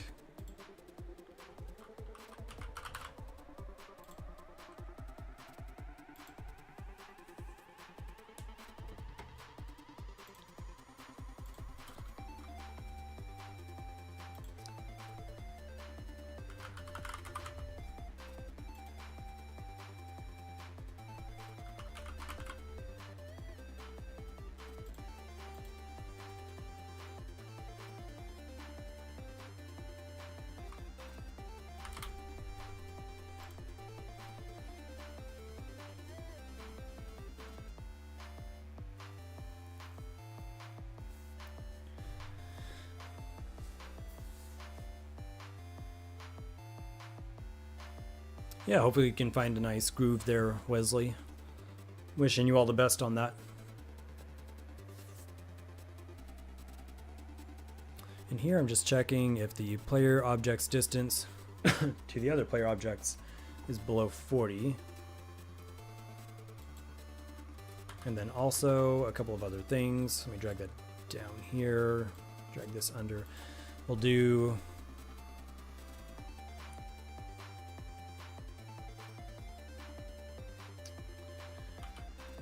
I might need a different day for this, but we'll see what happens here. Player objects, variable.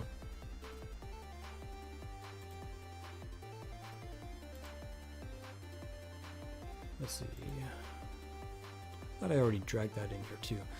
We'll do the variable has gas.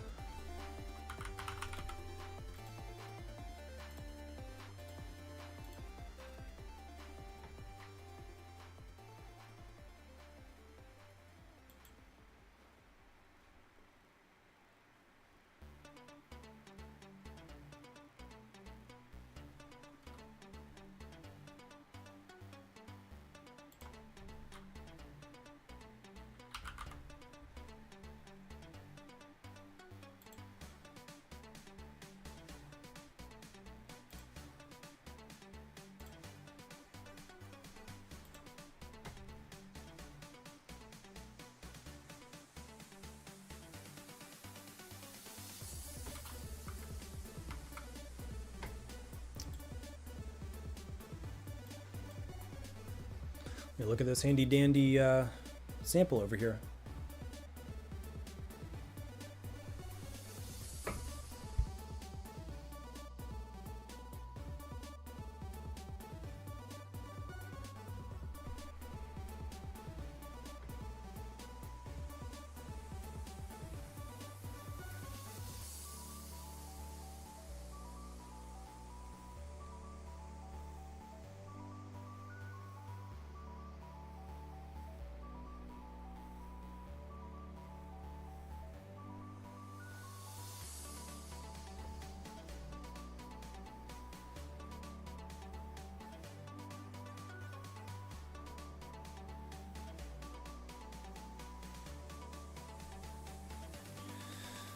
All right.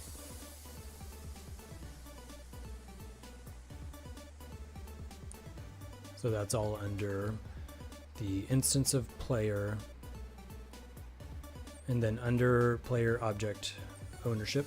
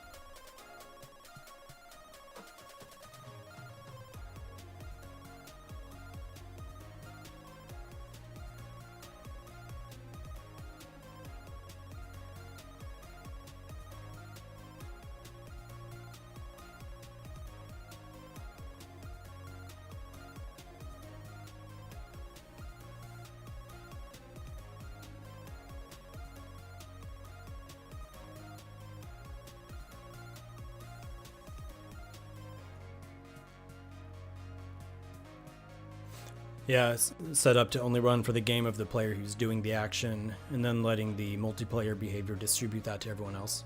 That makes sense.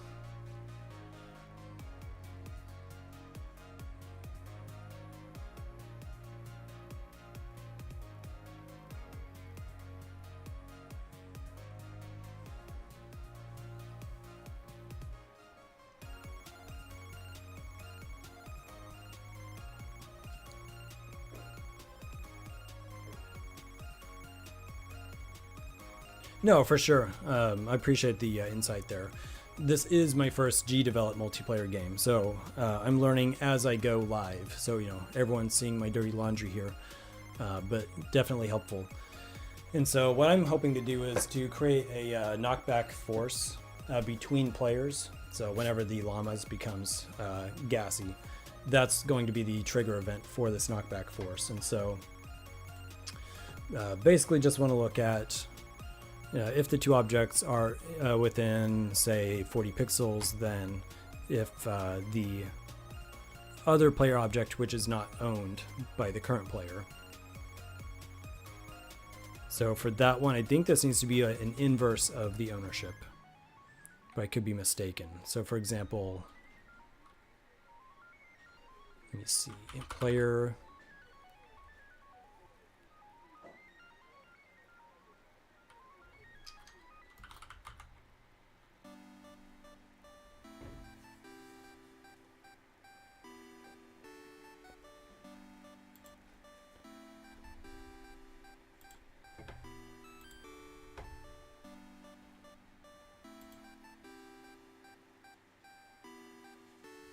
Can they control while being knocked back? It's a good question. You know, not necessarily. It would probably be an almost instantaneous just little bump to, you know, potentially knock them off the ledges. And then after that initial force, the force should stop, and then they'll have control again, but they might be falling. It's kind of the direction I'm going with it.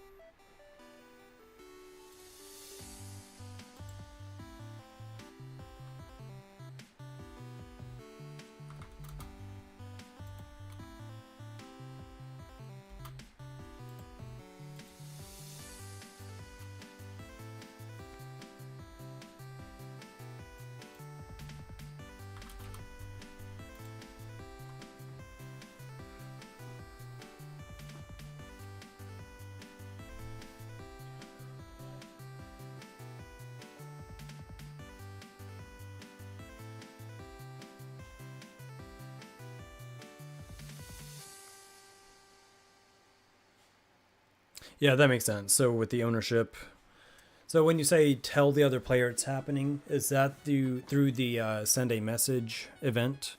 Because I've seen that. I haven't found a specific use case for it yet. The send custom message.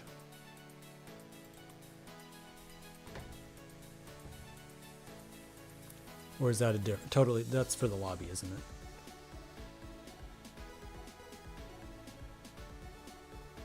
You can get message variable.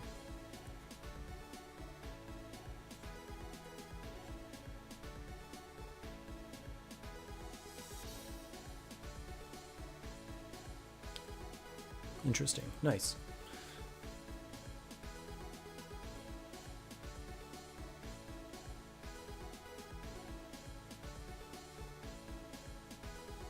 You know what? I think you just gave me an idea for the simple approach. Yeah, so probably if the gas exists, and here we are, these two intellectual people discussing flatulence together. So probably don't even need to check the other player object. Could very well. Yeah, exactly. If the gas has a collision mask, just knock back your own character. I think that's a solid approach. And I could do that. So let me create a little sprite here. Doesn't matter what it is.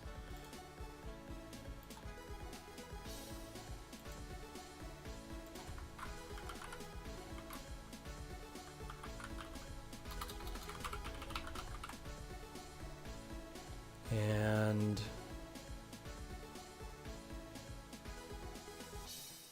actually, how big was that?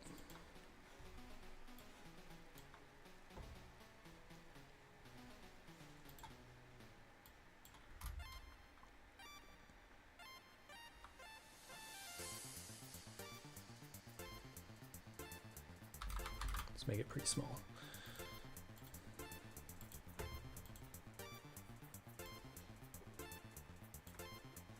All right, close that out. Collision mask should just be fine. Apply.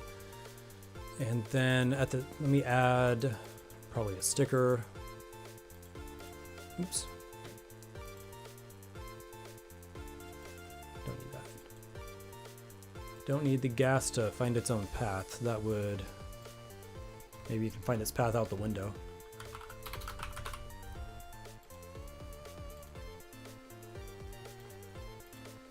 All right, we're gonna try it this way.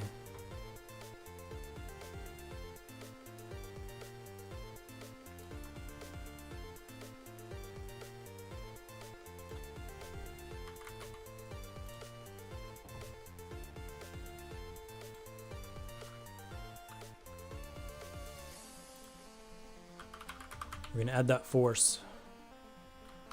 I have no idea how much yet, but we'll give this a shot. Hit OK. And I think this needs to be the ownership as well.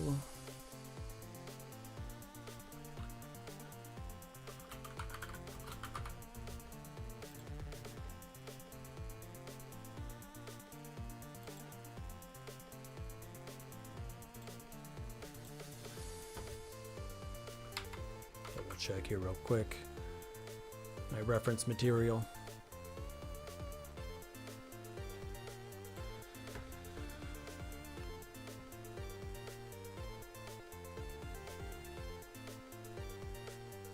And then when the gas particle emitter is created, I will also create the thing that has an actual collision.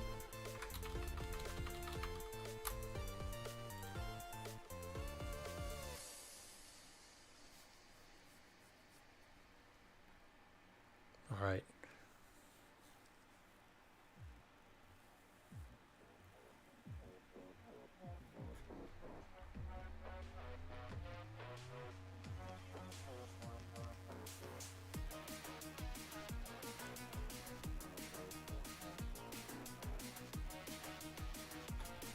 So, and then I need to stick that on as well.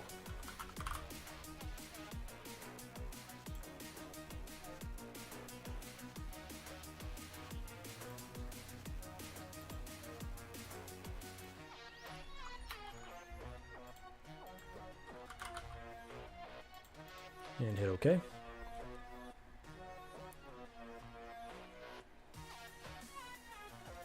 I'm going to run a quick test. I think I need to add a little more to this, but such as direction. Ultimately, I want it to only be away from the... Let me see here. Yeah, obviously that's specifically 200 pixels per second on the x-axis. Let me just see if it triggers, and then I'll come back and fine-tune the angle. Oops.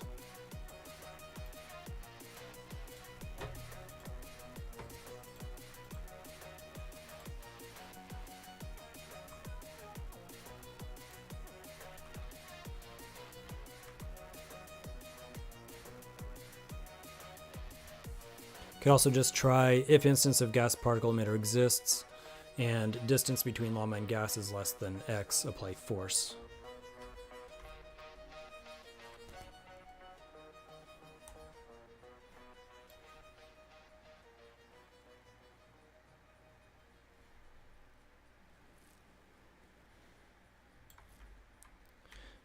Yeah, I think I will do that.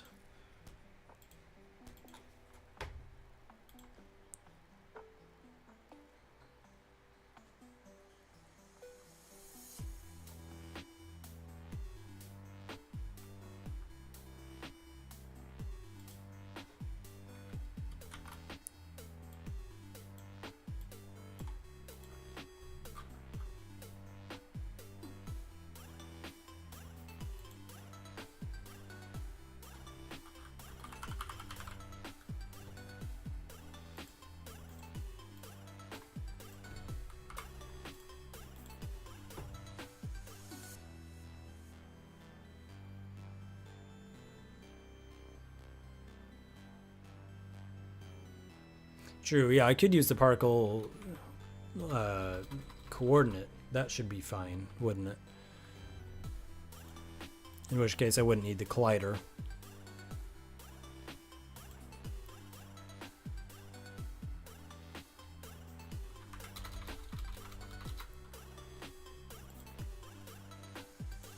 So if the number of gas particle on the scene is greater than 1,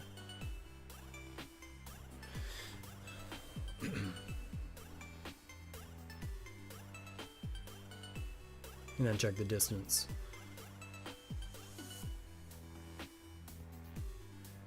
So my last question here would be, would you keep this ownership check for each instance of the player objects?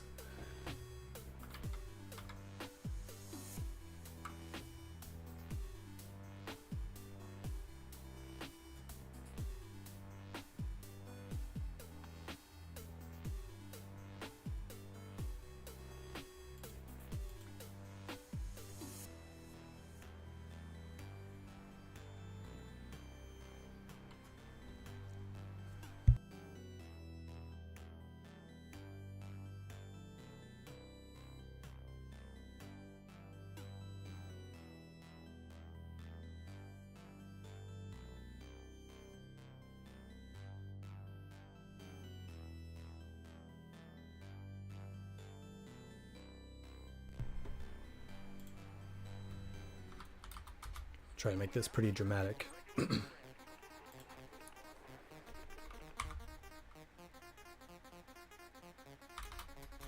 do a slight lift on the y-axis, kind of launch them up a little bit, just slightly.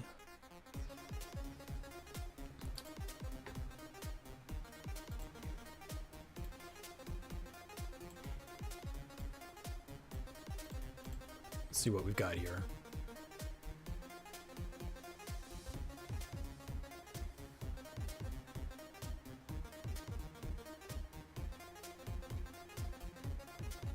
Yeah, the kind of banding, it's kind of funny.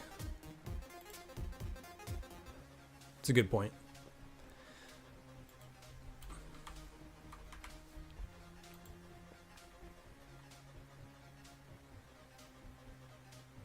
Exactly. Yeah, why waste the resources on that?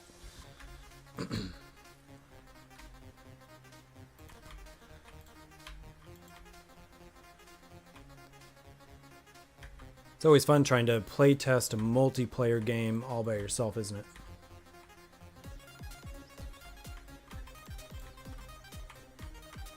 Okay, it did not seem to do anything there, but let's keep trying. Should be within 50 pixels.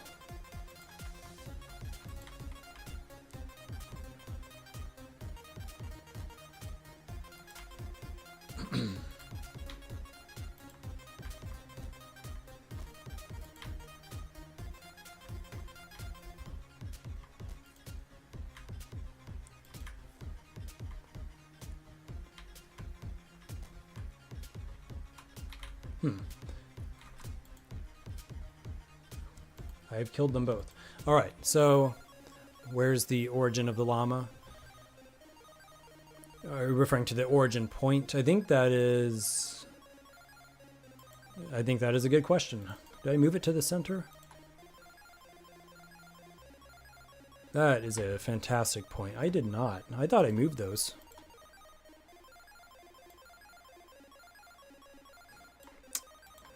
Let me cancel that real quick.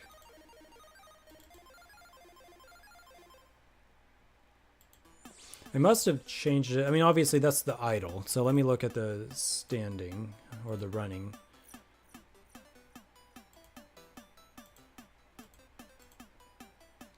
Yeah, I thought I changed those, but yeah, the origin is way up at the top left. That could be influencing this issue. If I move that to the center, it might make more sense here.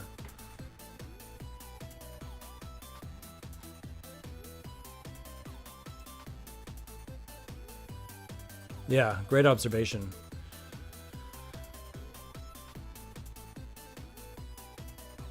Don't really care about the idle. We could care about the idle too.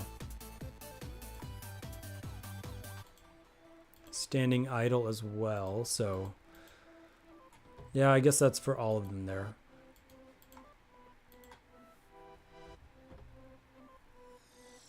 Right, yeah, the pixel art.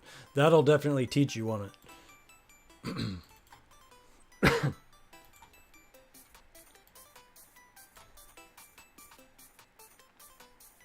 All right.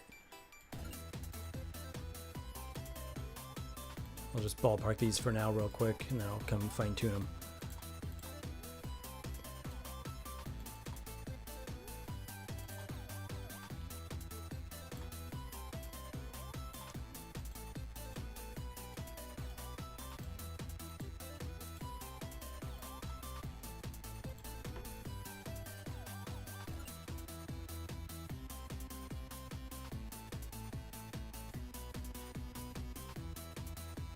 To share the points with all of the images. Up here I know we've got the share the points for all animations. So I was just going between each of the player objects, even though they all have the same shape animation. So this should be shared.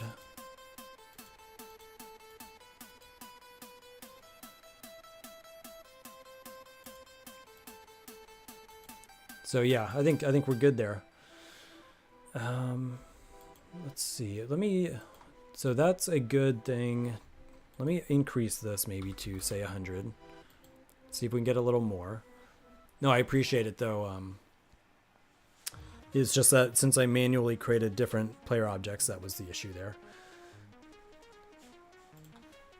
All right, let's do one more test here. I'm almost out of time. Definitely appreciate you pitching in here. Not trying to make you work tonight.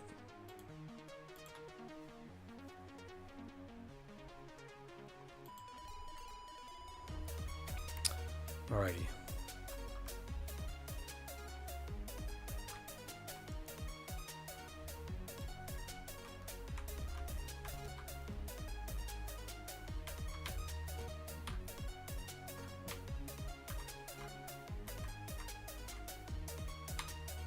One to go.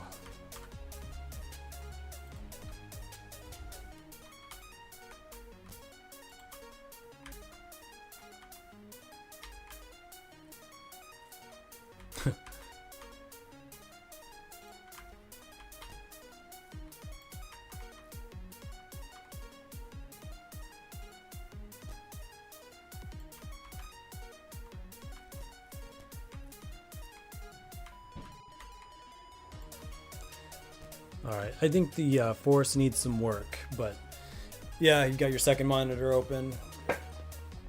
I do the exact same thing, man. Well, I'm gonna call this a wrap for tonight. And so I'll obviously be streaming this again this week. And so with that being said, the progress that was made today, part of it was off screen, was updating the score. All of the bars are working and functional. So it was really the color issue, which is still kind of buggy, but the player IDs are functional, and we have flatulence in the game, so that's always nice for those who are not in the same room as the llamas. And I think that's about it. So Wesley, thanks so much for chilling with me, and anyone else who has been on here or watching this later on, appreciate your time as well. So I hope that you all have fewer bugs than I do, and I mean that quite literally. So hope you all have a good week. Thanks.